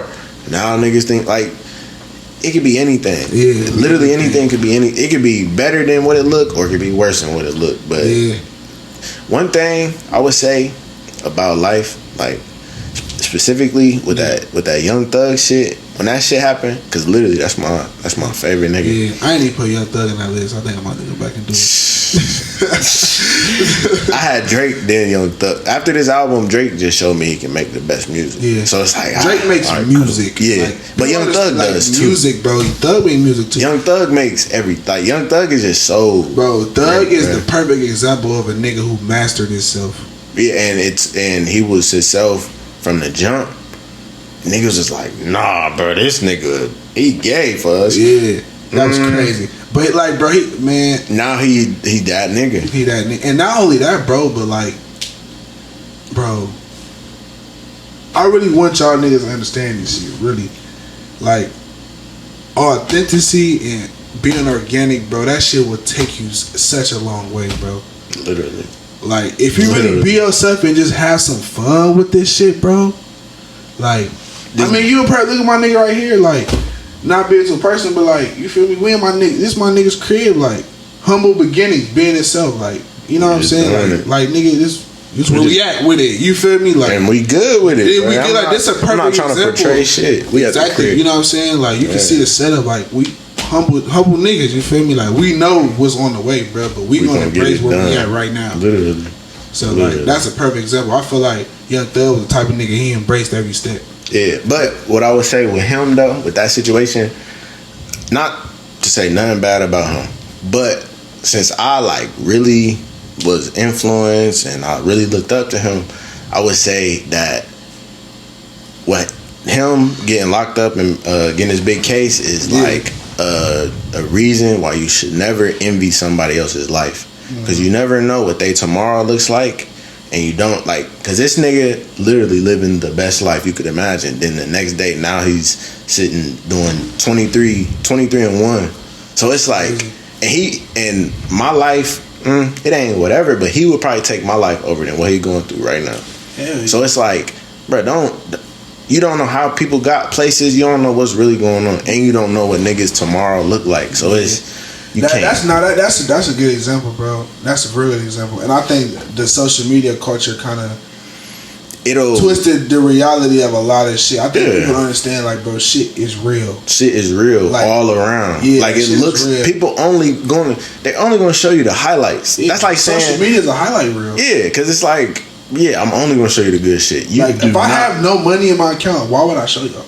Right, like, but I'm gonna. I'm saying, a nigga like me probably would, but I'm saying, but I'm just speaking in if I'm trying to make a nigga that's lit. Like, wow, if I'm fucked up and I got big bro chains on, I'm not telling y'all. Or if I just like, bruh, it's so many things. Like, I'm only gonna take pictures of the good shit, or I'm only taking pictures of my nigga on, so I take pictures of his shit. Then it's like I choose what to say and what to post. Like, right, I already thought about it before I posted it. Like, yeah. And it's not I mean, certain things like music videos, you have a reason, but you're not doing shit just cause like, oh, that's cool, I'm gonna be that. Like, nah. Nigga got a purpose and shit. Yeah. But you can tell though, like I said, bro, like, man, that's why a lot of artists that I bump into in person, like, whether it's like we might be coming from the same studio or I might catch him out, I always try to at least attempt to have an engaging conversation, even if it's for 30 seconds. Yeah. Just to see what the nigga, just to feel him out. Like, oh, what you went to today, bro? Oh, what? Yeah. You know what I'm saying? You know what I'm saying? This would be like, okay. I guess. Okay, that might really be him. Yeah. You know what I'm saying? Okay. I done had some conversations with some niggas, bro, like, they sound like Tupac on the beat. You catch them in person, they Steve Urkel and shit. Like, you know what I mean? I mean, but that's, you know, I be like, you know what I'm saying? But that's cool, but it's just like, I don't know. Like, sometimes my head do kind of get twisted a little bit with social media because you be kind of expecting something different a little bit. Yeah, and you kind of be disappointed. Like, if you turned up, I thought you was that nigga. If you turned up in your page, bro, and I have a conversation, I'm not going to expect you to be like so like cordial and like, you know, certain niggas you just feel like you know what to expect when you see them. Yeah. So with the local niggas, let's go back to that. Who your top 5? My top 5. Top 5, not just 5, nigga. I need top 5 favorites. 5. Yeah. I'm gonna rank 5 to 1, and I'm not gonna be corny and include myself. You know what I'm saying? Okay. I'm gonna get and niggas gonna get cut out. Man. Niggas ain't gonna make the list. I'm gonna get my top 5 right now, and I don't want nobody be in their feelings. You know, niggas gonna be in their feelings. My top 5. Number 5, bro. I'm gonna be honest. A lot of y'all might not like this. You know, a lot of street shit happened with this guy. Okay. A lot of ties, a lot of violence. I'm going based off this man's talent and his story. That's all it is. Top 5, bro. EKT, bro. 40. At number 5? Number 5, bro. I'll give it to him. You know what I'm saying? I give it to him. Nah, he make good music. He make pretty good music. And that's just another nigga. Now, are you doing it like you did the last people? You putting everything with it? Yeah, like this is talent. This is just top 5 talent, everything, period. You feel me? If I give it to my nigga 40. You know what I'm saying? Number 4, you know, I ain't talked to this nigga in a minute, but this is my dog, though. Excuse me, my nigga Ghost. PCP. My nigga PCP Ghost. Okay. Ghost make good music, bro. Ghost got a good heart. I've heard of Ghost. I ain't really tapped into him. I gotta get hit. Yeah, Ghost got a good heart. That's a good nigga, bro. I give it to him. Ghost a good nigga. Do you know last three? Man, let me think again. Cause I want to put. I'm thinking, but some niggas ain't too consistent enough for me to put them in the. You know, I gotta think of niggas who actually got content. And niggas actually like doing their shit. A lot of niggas drop shit visuals? Ghosts, like visual artists. Like I wanna name rappers like artists. That's actually like these niggas that got like you can look these niggas up and they on platforms. Okay. You know what I'm saying? Yeah. So number three more. Last three, man. Who I'm gonna put for number three? It's tight. It's a lot of niggas. It's a lot of niggas. I can think of a lot of people, man. Hey, you not in it. I'm gonna probably have to give it to my nigga TA. TA. Number three, man. My nigga TA. He make real good music, and that's a nigga too. Another good nigga, authentic. You know what I'm saying? It's really organic. I think he light skinned, tall. Okay, yeah. So me and him, you know what I'm saying? We actually grew up together. Like I said, we played for the Midwest Patriots, Midwest Buckeyes. Mm-hmm. Shout out my boy Brian too. Shout out Brian. He made to the league, man. You see? Okay. He's made to the Vikings. He was my running back. Shout out Brian. You know, remember me that. But TA number three, man. Number two, I have to go with my nigga Quez, man. My nigga G Quez. Nah, Quez is hard as fuck. He got a real ass rapper voice, bro. Quez sound like he trying to hurt somebody. Nah, I remember. I think he went to Northland. Oh, he went to Northland. I want to say I think my freshman year, but I'm not sure. But I think I met that nigga before. Yeah, Quez, bro. Quez, like, and me and Quez connected like personally too. Like, I got his phone number and shit. Like, we contact. Nah, he's good. Like, Quez is a good nigga, bro. And then, like, you know, his shit with the wheelchair and shit. Like, yeah. He got a great story. I'm calling it, bro. He fuck around and blow up this year. Nah, he's good. Like, and like you said, he's consistent as hell. Like, dude, that good for real. Like, I just sat in the room and recorded while he recorded, and I sat there just watching. Like, bro, this nigga hard. And he don't write shit. I'm stabbing it for you, Quid. That's all up the head. That's my nigga. Then number one, RP, I give to my nigga Cam Nutty, man. Shout out Cam Nutty, RP. Man, rest in peace, man. Real Britnell soldier, man. That's actually who I started my rap career with, man. We used to get off on the bus over there, off of Downlight and shit, by Hannah. Yeah. So we all, you know, there was the Britnell bus. We all on there, thick as fuck. So I used to walk to his house, bro, record. Yeah. And we used to record like off like the little sock mic. We would like get an app on our phone and shit and just hit record. Damn. He started rapping. Like I remember he when he bought his first studio equipment. Like I was one of the first niggas to go over there and actually record with him. Damn. I was probably one of the first niggas. I mean, he had his. We all was hood homies, so we all was tapped in. But like I was probably one of the first niggas to be like, bro, like let's do this shit for real. And it just built from there. Damn. Yeah, rest in peace, my nigga, man. Rest in like peace. for sure. Long live, for sure, man. Like we got some. I wish he was here to tell you, man. We got a lot of memories with music. One of my first interview was with Cam. Yeah, I seen that. Yeah, I watched it. Yeah, we was in the hood, bro. Who was that nigga? I went to school with. His name was Monte. He cool little nigga.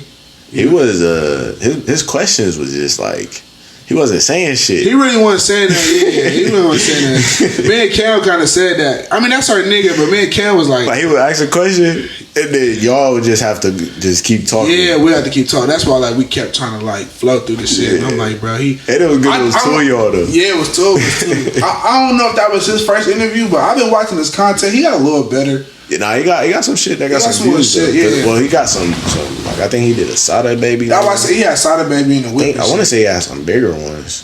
But yeah, he was doing his thing. He was out of town for a hot second too. Yeah, he was out of town. Nah, I thought that was funny though.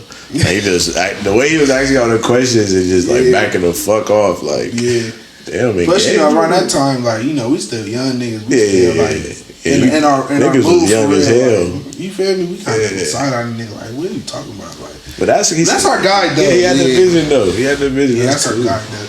That's cool.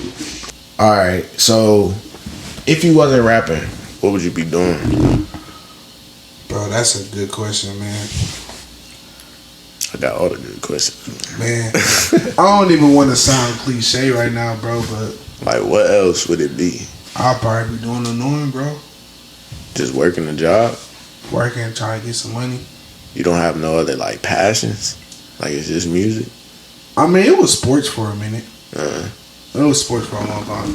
but could you see yourself chasing that? Like, for real, for real? It's so hard to say, man. Like, I fell so deep in love with this shit. Like, it's so hard. It's so hard to even put my mindset back in that sports frame again. Yeah, and it's. I feel like if you jump out of it, it's Especially. And speaking of sports, me and this nigga was rivals in high school. Oh man, I couldn't stand Northland. Shout out my Northland niggas. Though. I got some good niggas from over that way, man. Hey. We can't stand y'all. Y'all got our senior year. Don't let y'all have that. we did. That was, but y'all deserved it, bro. Nah, that was. But that game though, that game was a crazy. That was like the best game. You know what, bro? Honestly, I wasn't even expecting the dog fight. You thought y'all was about to whoop us? Not whoop y'all, but like. Y'all came out swinging though. We ran the first kick return back. Yeah, like y'all wasn't playing. Like when y'all ran that back, I looked over at Tezzy like.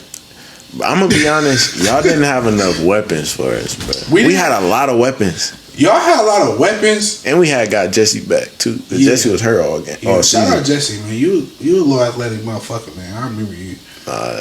Nah, but we was deep though. Y'all deep as fuck. I feel like y'all had y'all's best players was like you, Tez, Mar and Solo, and Sincere. That was it. Nah. And Day Trade. I mean, like, bro. But Shamar was hurt. And I get, you know what, Sincere and Day Trade, our secondary, they did what they could, bro. And Solo took the kick return back and shit. And Solo got ejected. It was, man. That was a move.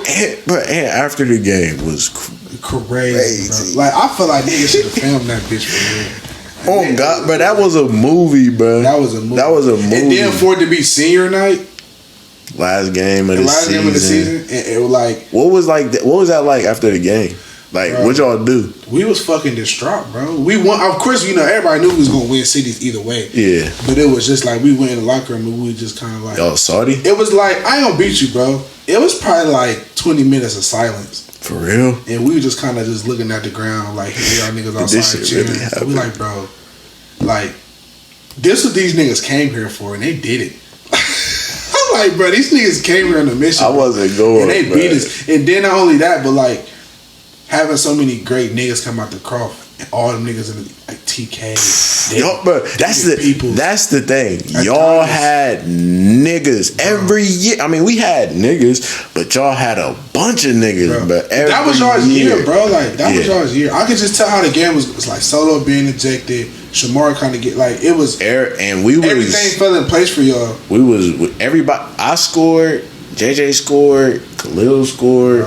Mark might have scored. I think like niggas. Then Jordan and Jeremiah was like, oh shit, down on the line, bro.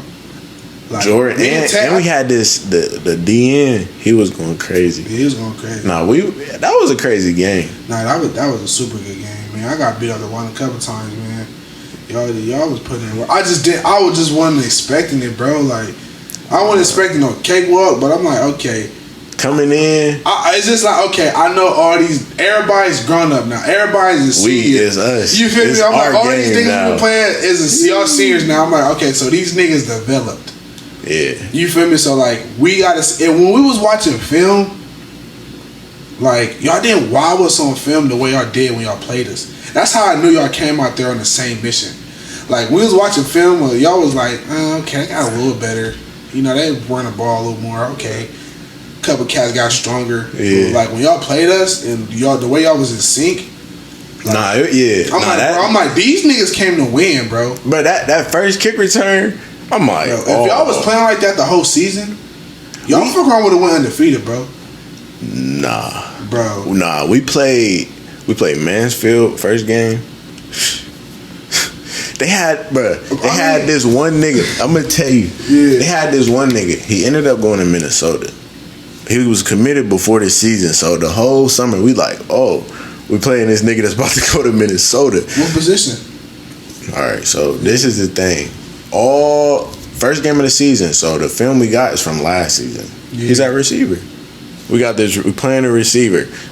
It's cool. We can handle a receiver. Yeah. He's at running back. He's at running. Bro, we ain't game plan for this, and this nigga is great. What's his name?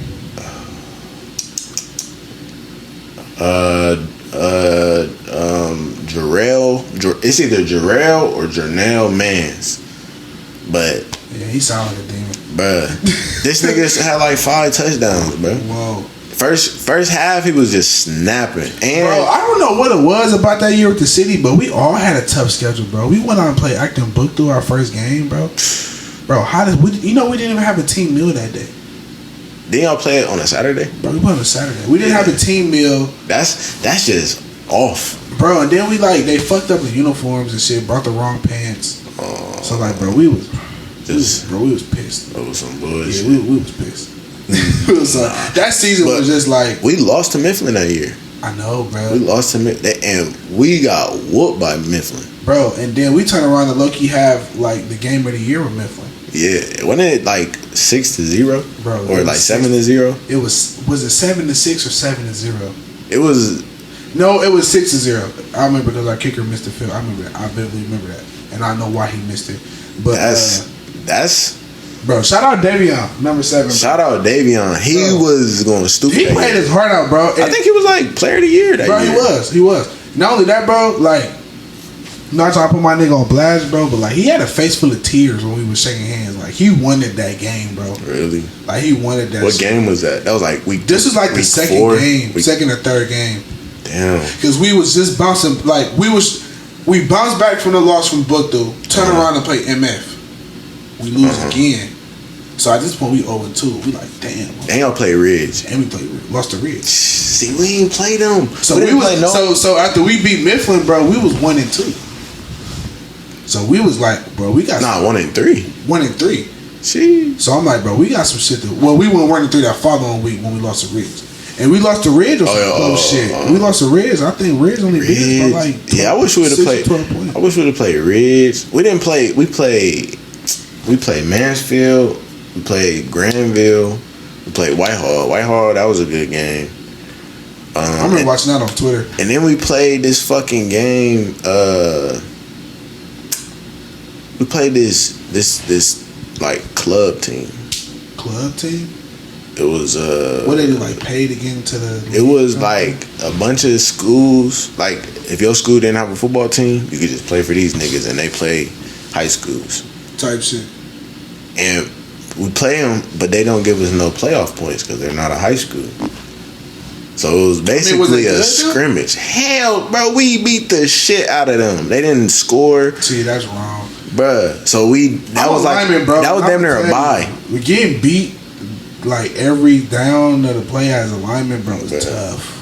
I could imagine. That's probably 9 times out of 10. If the team is good, the line is probably just as good. The line is probably the best part of that team if they're that good. And if they getting whooped, like if we on some 21-0 shit at half, the line getting their ass beat. Like we losing and 9 times out of 10, if they know you that weak, they not even doubling you, bro. They just 1-on-1 matchup. Yeah. Like they just letting that man beat your ass solo. Like it don't be no steps, it'll be nothing. It just be like just blocking, bro. You know what I'm saying? Like the guard is like going to the second level. Like that's how ass they think. They're not even chipping you or nothing. They just going straight to the linebacker. Because he's not making no plays. We know he got him. Like he's not gonna make a play. So you couldn't do the football shit. So it ain't nothing like you probably, bro. Maybe like being like a producer or an engineer. You know, that's the thing. Like it probably could have went that route, but it's just like I would have to recollect the opportunities and the options I had before taking it too serious. because I wasn't really around too many musical people growing up, or just like when I started my journey. What you mean musical people? People that made music? Yeah. Well, I mean, you know what? Nah, fuck that. I'm tripping. Shout out PCB. Okay. I was that was probably one of the first people who introduced me to like actually like having fun on the song. Like when I was like on my SoundCloud shit, bro, like me and PCB Butter did a song. Yeah. Bro. And like we was with shout out Young Doe. Shout out Young Doe. Yeah, shout out Young Doe. Young Doe was there for my early career, bro. That's my dog. Yeah, like me, Butter, Ghost, and all them, like we was like in Doe's basement, like trying to figure it out. 16, 17, like, bro, how we gonna get famous, bro? How we gonna get famous? Y'all niggas. Like, for real, bro. Like, man, I got Snapchat memories, bro. Me and Butter got them in the studio. Like, bro, we locked in for a long time. Then me and Ghost made the Turn the Party Up song. Yeah. You know, we dropped that video. So it was like inevitable to happen, bro. Honestly, it would only be rap. And honestly, so even as a little kid, what was you telling niggas? I used to write raps as a little kid too, a little bit. So music was just a part of everyday living, bro. Like once you like, I'm gonna put it like this: coming up in a traumatic environment as a kid, you're gonna gravitate towards something. Like you ever see some niggas in the hood gravitate towards anime. Or a nigga might be skateboard, a nigga might spray paint, nigga might be football, basketball. Yeah. Like, but not all niggas. Not all niggas. And I feel like that's healthy for you to gravitate towards something. Right. So some niggas, or some niggas gravitate, some niggas get their love from the streets. I mean, honestly, I know block monsters, bro, that's out there because that's where they feel loved at. So, you know what I'm saying? Would you say that jumping in the streets is a choice? Or see, it's all, bro. Really, because even coming from that situation, like, that's a tough subject. Because I know niggas personally, like that didn't have a choice. That did not have a choice, and like that was all they knew, bro. Like, only reason that my lane switch was different is because the friends that I met, like actually going to. Meeting different, and it really started with sports. Honestly, meeting different niggas through sports, bro, and kind of just getting different vibes from niggas, and just me. It took you away from the neighborhood. It took me away from the streets. Like it took me away from like, okay, like I can kick it with these niggas, like, And then coming in Beechcroft, like that 161 area, like it's a lot of. I met a lot of good people from over there. It's them niggas is body though. Don't get it fucked up. But like in high school, like bro, It was vibes over there, like on the 6. Yeah, on the 6. I used to love the 6, bro. You feel me? Like them, that was always about it, but like, it was low key cool back, like in high school. But like, brother, now it's crazy. Yeah, I was catching vibes. Like I actually felt like I ain't have to like watch these niggas stealing from. I was inviting niggas to my crib. Like that, yeah. You know what I'm saying? Like that type of. And you saying you messing with the niggas on your football team? Exactly. Yeah. Then like. Just, you know what I'm saying? Like, actually meeting a nigga and he telling you, like, yeah, bro, I got honor roll. Like, what? Talking about what? You know what I'm saying? When I'm at the crib, I'm getting phone call. Yeah, we just got this new Glock, nigga. We about to, you know what I'm saying? So talk about honor roll. Yeah, like, bro, I got honor roll, bro. Like, what? You know what I'm saying? So shit like that motivated you? Or a nigga be like, bro, like, come to practice today. Like, we lifting. Like, word?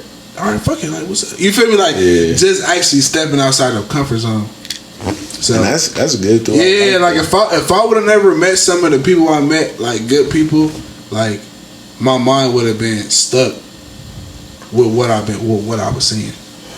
And my mom, she was a struggling single mom. You know what I'm saying? So she, my dad was a street nigga. You know what I'm saying? Was your parents pointing you, like, telling you not to? They was telling me not to do it for sure. Like, nobody want their son to be in the streets. But at the same time... They understood. At the same time, they kind of take a look back like, well, shit. It's all he ever knew. It's all he ever really... You know so it wouldn't be crazy. And it's like, and it's like, we could tell him that, but, like, he gonna see different. He gonna feel different. Yeah. Like, you gotta think, like, I was around Like I seen a lot of shit as a younger, bro. And I saw a lot of drugs, a lot of fiends, a lot of, you know what I'm saying, a lot of shit was raw and uncut. So like, I don't know, the fact that I can just sit down and have a civilized conversation with a nigga, to me, is everything. Cause like, I done seen shit that's supposed to have me in a straight-jacket, bro. Damn. You know what I'm saying? Like, and that's just the God's honest truth, you feel me? And my mom and dad will tell you, like, man, you know, me and my sister, you know what I'm saying, we done been through some shit, bro. So what would you say, like, yo, or maybe the big picture is for you, like the long-term goals, like bro, long-term goal, really, bro, honestly, and I'm gonna go a bit deeper than rap, bro, really just breaking that cycle. You know what I'm saying? Just telling my son this shit is possible. You know, teaching him, like, and, you know, like, honestly, like, my dad fought it at a lot of shit, but at the same time, it really wasn't his fault. Right. His dad really didn't teach him how to be a man, for real. Right. So, like, it was almost like he did what he could. Yeah, and he did what he knew. He did what he knew. Right. You feel me? As far as him being a street nigga and passing them jeans and passing that torch to me, in his eye, it's just it's survival, bro. I'm teaching you how to survive out here. Like, that was his mission. Like, nigga, you gonna know how to get it. Yeah. I don't give a fuck what. You ain't gonna be broke. You ain't gonna be lazy, nigga. You ain't gonna be fucked up. You ain't gonna be fucked up. You feel me? You wanna come sell this dope?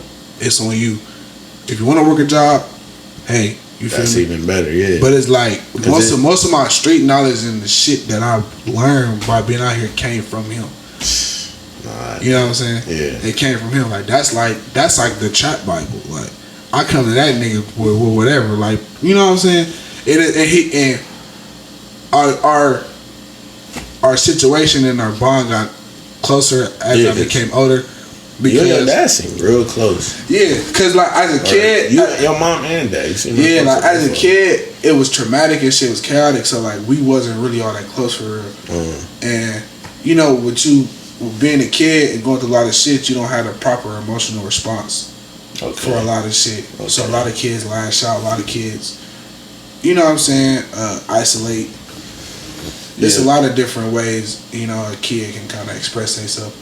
So a lot of conversations we couldn't have as a kid, we have now as adults. Okay. So our whole situation is like, it's completely real. turned around, yeah. And because y'all really know each other. Yeah, like now, I feel like I never knew my parents until now. Like, it was a lot of emotional blockage back then. Like, there's a lot of conversations I can have with my mom or my dad, but I can have now. And that's good. You feel me? And it was great. Like, they made a lot of mistakes, you know what I'm saying? And I just told them, like, you know what, like, life too short. Life too short. Life too short. Like, mine, you know what I'm saying? Yeah. You could quote unquote say, like, my childhood was fucked up, but I mean, like, they didn't intentionally make it that way. Do it. So like, it's like, yeah, you know, you could. I always get that feeling like, man, I should have did this better, did that better. But like, I started really grasping the reality, like, nigga, this is my life. Yeah, and on that same podcast with 21, when he was in that shop, they was talking about something like that. And then one nigga said, like, his dad wasn't even around, but like, maybe if his dad was around, he wouldn't be in the situation that he is now. Yeah. So it's like, I'm thankful that everything worked out the right way. You being away, shit, it had to be like that. It had to make me hungry or whatever the case may be. And then, like, with my dad too, like, a lot of times, like I said, bro, he was just a gorilla. Like, he was just like, he was full time. You feel me? So it was like a lot of he missed a lot of games and shit. He missed a lot of bodies. Like, I really didn't play catch and shit like that. You know what I'm saying? So like, a lot of times, like, I was kind of the backbone of that situation, especially growing up in a household with two women. Yeah, for sure. My mom really can't teach me how to be a man. For sure. So a lot of the love that I yearned for came through like camaraderie with my teammates and shit like that. Having like, a coach, like I got brothers, this coach. You feel me? So like I said, like, you know, it was just the way he grew, where he was raised. You feel me? I just you can't blame him. I can't blame him. You feel me? Like, and then it's like, I'm not in his shoes, bro. Right. So it's like, it's only so much I can definitely be angry about certain shit, but then at the same time, like, let me understand first. Yeah, and it's like, bro, you was only blessed with one dad. Yeah. So you cancel your dad out. What else you got? You don't have a dad. Yeah, so there's like a lot of you know what I'm saying, as much as fucked up shit that we went through as kids, like we got a lot of knowledge because they made a lot of mistakes. Right, and it's mistakes. So like it's almost like they told us like, all right, bro, we gonna accept however y'all be, but just listen to this though. Yeah, you know what I'm saying? Like you gonna do what you do. You a grown up now, bro, but just take heed of this. Yeah, let me tell you this. Right, you know what I'm saying? Right. Yeah. Nah, but that it's good. Like the relationship that at least I see with your parents. Got stronger, and it was like, bro, seemed like y'all real close. It was a lot of times, bro, like we weren't even speaking to each other. Like every time I leave the house for weeks, I answer nobody's phone call. Like y'all got me fucked up. Damn. Like, you feel me? Like it's been a lot of times like that, bro. But it was just like realizing like we all we got. You know what I'm saying? We ain't gonna get that love from nobody else. You know what I'm saying? Yeah, because you only gonna get unconditional love from your mama. So you only like, gonna get unconditional. love like the point I'm at now is like understanding everything that's happened, but like the next step is actually to remove myself and actually grow and be your own man for sure. It's time, exactly. Time to my own man. You know, I think everything kind of just. I went through all the steps here. Yeah. So the next step is just going. Packing up that bag. I'll see y'all later. Every man gonna go through that process, bro. You got to. And I mean, I don't know. I feel like all the money ain't gonna be here anyway. Yeah. Like regardless, you gonna have to hit that road eventually. Because there's, at least for Ohio, there's no market that's just like, oh yeah, it's busting for that. Yeah. Do it and it's gonna hit all the time. There's nothing that's busting like that. So you're gonna have to get out of here eventually. Yeah. But would you want to like come back and like? I think I would want to come back for motivational purposes. Mm-hmm.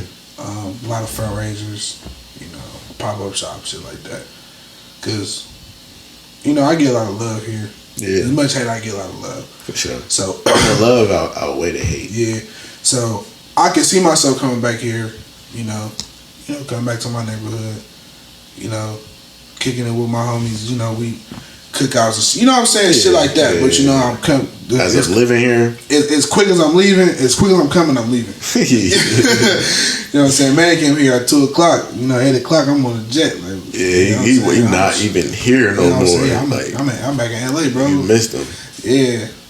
Yeah. I mean, see, I do understand you gotta get away, but I do want to like have a house in the like everybody somewhere like Powell. Yeah, you know what, bro? I ride around Columbus a lot, and I tell a lot of niggas this too. I tell my dad this. I'm like, bro, if I didn't fall in love with music, I would raise a family here, bro. It's a lot of it's a lot of land here. Yeah, it's a lot of development here, and development. Development is like. A lot of these Dualbanese, Worthington, and Hannah's and Pickett, like this shit is expanding. Everything. Like, I was in downtown Dublin, bro, like 2 weeks ago. You can tell by the cost, bro. And I'm like, bro, I'm out of town. Like y'all got your own everything. Yeah. Like y'all don't have to leave this side of town. No cap. Not for real. like legit. Not for real. And then it's like, I got a close friend who worked for a corporate, Fortune 500 company. Yeah. And she tell me like, bro, she be showing me spreadsheets, bro. And she like, bro, it's growing. Like these niggas is rich, bro. These construction projects that we see, bro, it's millions tied in that shit. Bro, it's Columbus is about to be a hotbed for like professional people. Yes, bro, hell yeah. And then you gotta think we don't have no natural disasters for real. Nah, a lot of people. I think the worst that will happen is like a badass snowstorm. Or maybe a tornado. Maybe, and it's not gonna touch in Columbus. Right. You feel me? Like a lot of people, I don't know if you like pay attention, but we got a couple corporate offices here. Yeah. Big Lock got a corporate office here. White Castle, Chipotle. But it's Cleveland so too. Cleveland too. Like we got the Bath and Body and shit. Body Works. Lex Weston, he from New Albany. That's his shit. Mm-hmm. Yeah. Easton, yeah. That's his shit. Like Columbus, bro. Like if you want to raise a family and get away from, you know what I'm saying, and live simple. outside of 270 though. Outside 270. Because if you inside want of to live 270, simple, bro, and actually come up and humbly, like, bro, you can do it here. I would, and I feel like I fuck with the, like, you get 4 seasons. You get winter, summer. So like, you get a little bit of snow. It get hot as fuck. We hit 100. It's gonna be negative too. Yeah, like you get everything. Then it's like, bro, all 4 seasons. You know, so the family pictures in the crib is crazy. We got fall pictures, you get to make pictures, a snowman and go swimming. All that. You ain't gotta go swimming all fucking year. Down south, they got big ass bugs. Yeah. I don't do the bugs. You know, we surrounded by a lot of states too, so it ain't shit to take a trip. It ain't shit to take a trip. Like New York. Like it's cool. Like I definitely want to have a crib here. Now, like I never not liked Ohio. But it's just the support aspect. It's just the support aspect made me hate it. But the living aspect, honestly, I love it, bro. I like it. Nah, you know what I'm saying? I would, yeah. I mean, us being young people, of course, we gonna gravitate more towards the more lit, like nightlife shit. Yeah. But what, like, you know, that the Houston, Dallas, the LA's, shit like that. My whole thing would be, I want to build up the city. Like, I want to build up the city would be lit, and I feel like building up the city with the shit we doing now is going to eventually get to that point. Yeah, but I'm saying when it gets to that point, all right, boom, we there.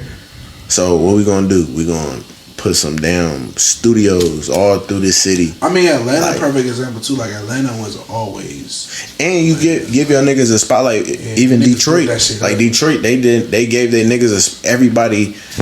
They was together. We all doing this. We doing features with each other. We all. So the whole Detroit has a spotlight. Like Atlanta too. Them niggas built that shit up. That's what I'm saying. So it just take 3.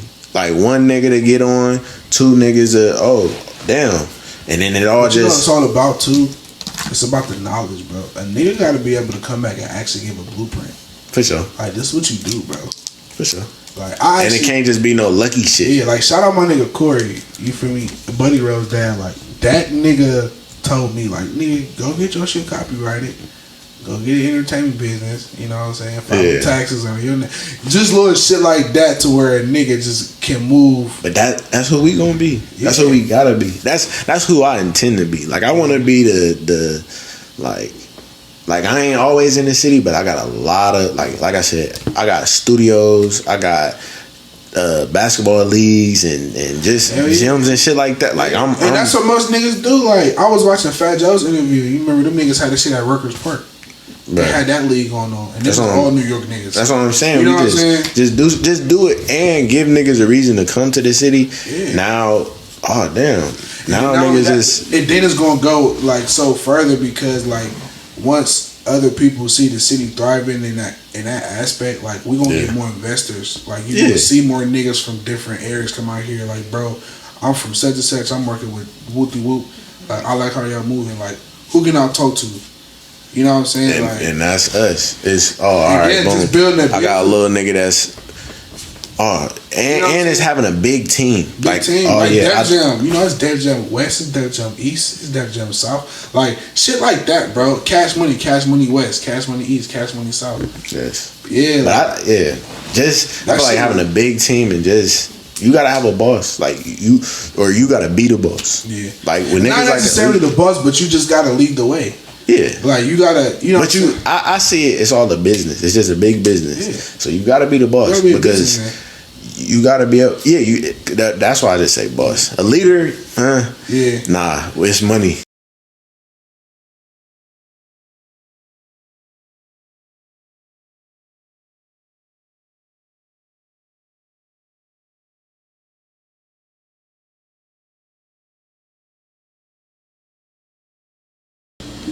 All right, so would you sign to a independent label, like like a rapper's label? Would you be open to that, or would you only be open for a big label, or would you just want to be independent straight out all the way? Man, one thing about the music, bro, when it get down to signing and businesses and shit like that. A lot of ownership come into play. Yeah. So like, if the deal makes sense and I can still have some own what I want to own, then yeah, I would be open to something. Cause I mean, labels ain't just nothing but middleman. Yeah. Honestly. Or you know what I'm saying? Like if I was to like niggas understand like it don't be about sometimes it don't be about the labels and it be about the cash flow you have to invest. Because if you're dropping consistently, if you got whatever you're doing, job, hustle, whatever, if you having that type of motion where you can touch base on the social media shit, bro, you're gonna get some money back from it. So when would you sign? Like would you sign? Would you if a nigga came like, oh yeah, sign a deal now? Would you do it right now? If I got the opportunity right now, I probably would take it. Probably take it serious because only the point that I'm in to where I don't know somebody too important in the music industry. So if it makes sense, and you know I could be in a room with certain people, and you know, do the money even gotta be like super right, or is it more just an opportunity? Okay. You know what I'm saying? Don't shortchange me. I ain't no goofy now. Yeah, I ain't no goofy. Don't give me no chain in the Hellcat and tell me I'm signing like nah, bro. You feel me? Like, yeah. You know what I'm saying? But correct. Because I do think like it depend on your situation. Like I feel like certain niggas, if you got like the motion, you don't even gotta sign unless it, like you said, unless it sound right, unless it really makes sense. Yeah. But it's some niggas where it's like, some niggas stay independent for years, bro. Yeah, but it's still you still getting bread, but you not. You niggas got life don't be like all over the place. A nigga like be established. Yeah. Like nigga might have 100 tuck. You know what I'm saying? Good job, hustle, anything. So he be like, bro, yeah, I could probably take that ticket, but I mean, shit straight. I'm lit and I'm straight. Yeah. It's just not super duper. Like, it's not saying that he not gonna take it, but it's just like he not gonna rush the process. Like Dolph was a good example for that. Like but Dolph, that's a great example. Yeah, like Dolph actually like took his time and that nigga was so he had super motion. Yeah, you know what I'm saying? So like that nigga actually, you know, took the route to where like y'all gonna see my value. Y'all ain't shortchange this shit. And I ain't gonna sign nothing to that paper, right? And stood on that though. Yeah, and then he did the partial shit. Like he never really got the whole deal. Like he never really said, "Yeah, we gonna." You know what I'm saying? And a lot of times, honestly, right now, bro, I would be looking for like a management deal. As far as labels and shit is concerned, we handle when we get there. But I actually would just want somebody to just put me in a position. Yeah. Like I got the talent, I got the, you know what I'm saying, I got the bread. You know, just give me some knowledge. You know what I'm saying? Do you have a manager now? I don't, bro. I'm pretty much solo a lot of this shit. Yeah, so that'd be something that they put you in different places and getting you around certain people, like you said. Like that's, you know, that's important. Like we said, networking. Networking, yeah. Like a lot of A&Rs and shit. Like we're just not in a. I'm not in a position or the city right now to actually meet them type of people. Yeah, it ain't shit here. It just ain't shit here. But you know, I mean, it ain't nothing to go take a trip. Nah. You feel me? It ain't gonna take a trip. So. Yeah, I mean, yeah, just being in that, just running into people, because like we said, it's all about networking. Damn near trying to get in the studio with niggas. It's all about, bro, being just bumping that shoulder, bro, and just actually engage in the conversation with this. And it don't even gotta start off, like a lot of business relationships start off with mutual interest. Yeah. You know what I'm saying? We just cool. It could just be a cool conversation. Like, oh, okay, yeah, I'm a Dallas fan. What? I fuck it start from there. Before y'all been talking for an hour. And y'all ain't talking about Dallas no more. Y'all talking about work. Everything. Hey, you know what I'm saying? What y'all like, do for a living. Like y'all done chopped it up about so much. So like now he interested in you as a person. So the opportunity is gonna come naturally. Yeah. So what like independent label would you sign to? Like CMG. I probably fuck with 300 now. But that's a big label. That's a big label. We saying like the rapper. Saying more of a rapper. Okay. Yeah, like probably CMG. CMG. CMG. They look like either between CMG or OTF. OTF. I would say YSL, but you know 4PF. they got that like shit going on. 4PF in consideration too. But what? Set aside the Rico shit. The Rico shit. YSL definitely be a top choice. between YSL and CMG. Only because YSL, I got that fun. You know how my shit look. I can fit in with that camp. Yeah. You know, CMG they on their dope boy shit. Yeah. That's super dope boy. Yeah, super dope boy. I mean, if I do sign to CMG, it would definitely be good. I feel like you don't think 4PF? I don't see Baby promote his artists like that though. He promote Doug. And he promote Rollo. Yeah. And he. I mean, my nigga knew Low Key. Live, I see. Ain't Low Key with Lil Baby? He 4PF. Low Key. Low Key. Low Key. Oh yeah, Low Key. Yeah. He 4PF, right? Yeah. I mean, but you know, what the fuck is his name? Slime Life Shorty. You know, that's OTF. Yeah. But he wrapped up in the YSL shit. YSL shit. Damn. Free all them though. Yeah, free all them. Yeah, that is fucked up. What you think about them trying to use the lyrics in the? That's wild. That's it's wild, bro. Only because like it's so. I feel like it's just so easy to incriminate a black man. It is, especially when you like go into the rap. Yeah. That's where else can we be us? Yeah, like we bro, can't. And then like another thing too was like. I love thugging them, but it's like shit. Like y'all really was doing the shit y'all was rapping about. So it's like it's so hard. It's so hard. Like, but it's like that's lazy though. That's lazy police work. That's lazy police. To be like, I heard about this. You know what? You gotta get your fucking. If you got evidence that this happened, and then that should be it. With my music is crazy. But I need the evidence. I need so much evidence where it's like, but that shouldn't be nothing about it. Like I don't know. Like that's just gonna make me seem like the baddest nigga. You gonna pick the worst lyrics and you gonna pay me to be the baddest nigga because it's rap music. Yeah, it's rap music. And that's definitely a good example because I don't see no rock and roll motherfuckers getting done no Rico charge. Bruh, you don't see nobody but the rappers, bruh. Yeah. Now it's harder for us anyway, though, bro. It's harder, but they gonna make it harder. They see you win, they go like, you know what? Let's make it even harder, like. No, for sure. And they not even gonna count the good shit. Like, and I think people kind of miss the impact that music got on the black community, bro. But or Young Thug specifically has on the black community. Yeah. And like this music shit, this goes back to like Jim Crow segregation. It's like literally like music, that was a form of like communication. Music been impacting our community, bro, for a very long time now. And we like the meta of creativity, bro, when it comes to this shit. Black people, a lot of shit that's going on, bro. Black people had something. We the biggest influence on everything. Bro. Like we are. Bro, I was watching some shit on TikTok, and it was like, bro, what the fuck would y'all do if niggas went cream dances on TikTok? Like, not do shit. They'll be doing pranks. They'll be doing pranks. Like I see so much black creativity thriving in the world right now. Bro, that black people are great people. Man, listen, bro.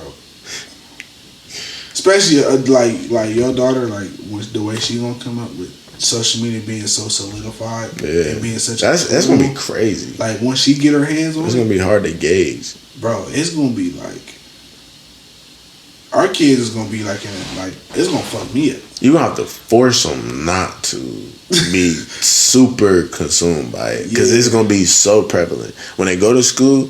That's all that's like. Even if you don't allow it, they friends gonna be talking about it. So it's gonna be like, damn. Then they gonna be the weird kid that don't got a phone. Yeah, That's weird. But you know, history could be backwards. Social media might be X'd out by the time. I could see it being so sensitized where it's like. We're not even fucking with it. It's gonna be something it's gonna be something for the kids. Like it's gonna be. Wow. It's probably gonna be different platforms. That's what they need to come up with. Children's social media account, so there can be no adults. Like, don't even put them on Instagram. Put them on Kidagram or whatever. Literally, because they don't need no opportunity to see a grown person. Yeah, and they only can follow Elmo.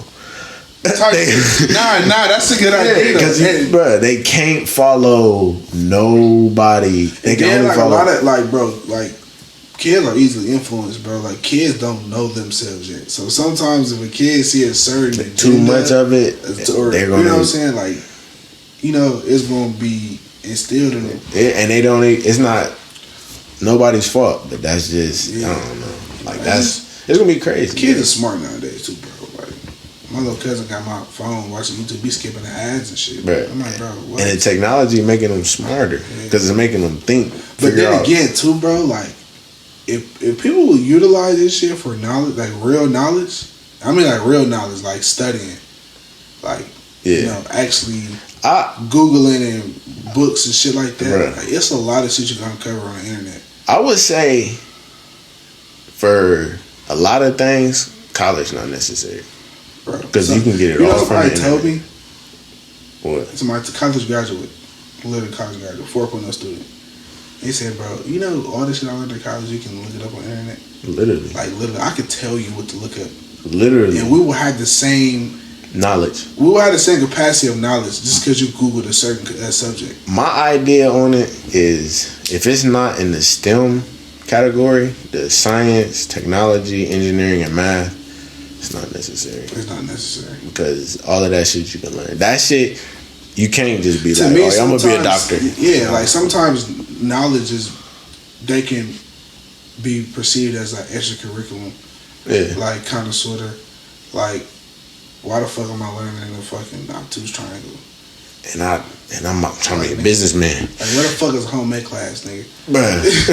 Shout out Fort Hayes though. They, you know what I'm saying? They still got HVAC programs and shit. Yeah. I still appreciate that shit. Like Fort Hayes for sure. Bro. Yeah, I appreciate regular old high school. Yeah, then it's like, bro, you learn this shit for 4 years and then what? So what you be doing at the school, bro? Which school? Don't you be working at the school? Oh yeah, Bushcroft. Yeah, what you be doing? I'm an instructional assistant. Well, I don't work there no more though, because I'm changing to the CDL shit. So it's a whole different yeah. But but I was working with special needs kids. For real? Yeah. Damn, that's cool. Yeah, cool. That's cool. How you like? What did you have to do to get in there? Just ask somebody. Bro, honestly, bro, just like being bored as fuck. But I'm saying you had to get like a certification. Oh yeah, all like that. All I thought you meant just on some applying shit.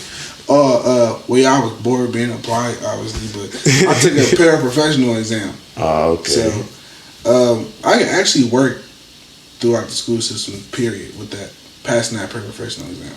Wow. So that correlates back to the music, just getting it any type of way. That's hard, though. Yeah, like it ain't it's probably not a way I didn't pay for a video yet. You sold plasma to get in the studio. Yeah, like I done sold plasma. I done sold dope. I done clocked in. I done. I done like. Anyway, ain't never gonna stop paying for that video. That's what I'm saying, bro. You gonna make it as long as you don't stop. As long as you don't give up, it's all gonna work out. It's all gonna work out. So, what's some other things you want to do though? Like after the music go, bro, I want to get into the film industry, bro. Not porn, but like actual like movies. Of course, not porn. Like you want to make movies, you want to be in movies, all that, bro. Damn, I got a lot of visions for my vision for. As you can see, my directing vision is like. I mean, my videos are like movies. Like, they're like little mini films. So what else? That's it. Bro, get into, of course, managing. Once I'm knowledgeable enough, come back and grab artists who I feel like can, come with a label, maybe. Bro, just being a businessman, bro. Actually, that's why I'm getting into the CDO shit now. Actually, learn how this shit work. Yeah. So that's a crazy, especially once you be able to get a truck yourself. Yeah. So like, or couple trucks. I mean, just imagine a nigga like me, bro. HVAC certified, EPA certified, CDL certified, and fucking Empire just handed me $1 million. Nigga, you can do it all. I'm about to fuck him up. You gonna fuck him up bad. Like, they gonna be like, bro, your advance only $250. Why you walking in here with me out with the chain on? Cause y'all the side hustle. Yeah, you didn't even know. Y'all the side hustle. Yeah, so like that's definitely the plan, bro. Cause like I got somebody I know, man, named Alex. She's a person, super good. I call her my auntie, but she actually owns a trucking business. And she was giving me insights on it, and bro, she was making some shit a week. I'm not gonna say it on camera. Yeah, she was making a week. Like she was like, yeah, like I don't gotta work again. Like, this shit gonna feed my kids and me. Yeah. Plus some. And it can be a passive income. Yeah, definitely passive income. Then she hopped into the Airbnb game. Like, that's another thing that's like hot right now. Property. Especially if you kind of, you know, we could be right here in Columbus and look up apartments in LA. You know, the housing market is crazy in Columbus. Bro, crazy. It's nuts. It's a lot of Airbnb. And that's what I'm saying. Like, back to what I was saying, a lot of people is like reaching out and signing leases from other states. You signing a lease in LA from Ohio. Because it's business. And then put it on the Airbnb. Not only that, but you just going out there, furnish it, and come right back. Furnish it. And then you get a crew to you know service it. Now it's on the market. You can't lose. You can't lose. I feel like once you get the money, like they say, make the money work for you. Mm-hmm. It's not about, because once you start getting money, it's not about you being the hardest worker. It's about what you invest in. Because the hardest worker don't become a billionaire. The investors, the people that invest and just have businesses, those are the people that become. Yeah, I think Elon Musk said like something similar to what you said. He was like, bro, I didn't go to college. I paid niggas that went to college. That's basically That's what I want to do. I don't know how to do it, but I pay him to do it. I just made enough money to be like, you know what? I can just pay you to do it, and I know you're good at it. Yeah. And I got the vision. You just do it. Oh, we good. That's what I want. And then after that, we both gonna be wealthy though. Yeah. And he is a smart nigga, so it's like, I'm not no clown. Yeah, I kind of know what it is, but I just can't do it. And then it's like, bro, once your money gets so solidified to the point of where, like, bro, I think 50 said this too. He said, I didn't feel rich until I could go to sleep and my money was still making money. Yeah. He was like, it was a point of time where if I wasn't doing a show or a feature, I would be wondering. He was like, bro, when I was able to wake up and just go through the day, and be like, yeah, bro, I made whoop-de-whoop this month. And it's been chilling. Like, he was like, he said that's when I felt rich. Like, I'm rich now. Bro, the passive income, that's what it is. Yeah. When you ain't making the money. It's not me. Like, I don't want to, like, but definitely I want to be able to make money off my name. Yeah. But it's like, that's where it starts at too, though. Yeah. Like, once you become a solidified public figure, like, you're not leaving a house without a bag. You about to go spend some money, or you about to go make some money. Period. There's no more leisure time after that. It only is either way. Whatever building, whatever you do, bro, you probably I'm gonna need that before I walk out the house. Oh God. Yeah. So it's all about just becoming that. Yeah. But you got anything you wanna shout out? Anything you wanna push before we wrap it up? Man, I wanna shout out my boy Mike Wills, man. In this motherfucker. Great nigga, man. Shout out all the Columbus artists, man. Like, number one thing I want to tell everybody out there making music, you know, universal, not just Columbus, bro, is this shit is possible. Coming from a young nigga like me, environment with no hope, nobody understanding, you know what I'm saying? Like, and actually taking an initiative to believe in myself when nobody else did, like, that's gonna take you a long way. Definitely. That'll take you a long way. I feel like, bro, like, just, you know, and I'm gonna even say this too, for like, a lot of people forget to incorporate God in the process. And you gotta do that. Like, you have to do that. Definitely. Like, I would not be here talking to this man if it wasn't for my faith that I put in God, you know? You wouldn't be here. You wouldn't be. You know what I'm saying? Right. So, like, man, stay level-headed, man. Stay level-headed, you know. Number one thing I can say to y'all right now, anybody chasing a dream, you know, get a little lonely first, you know. Definitely.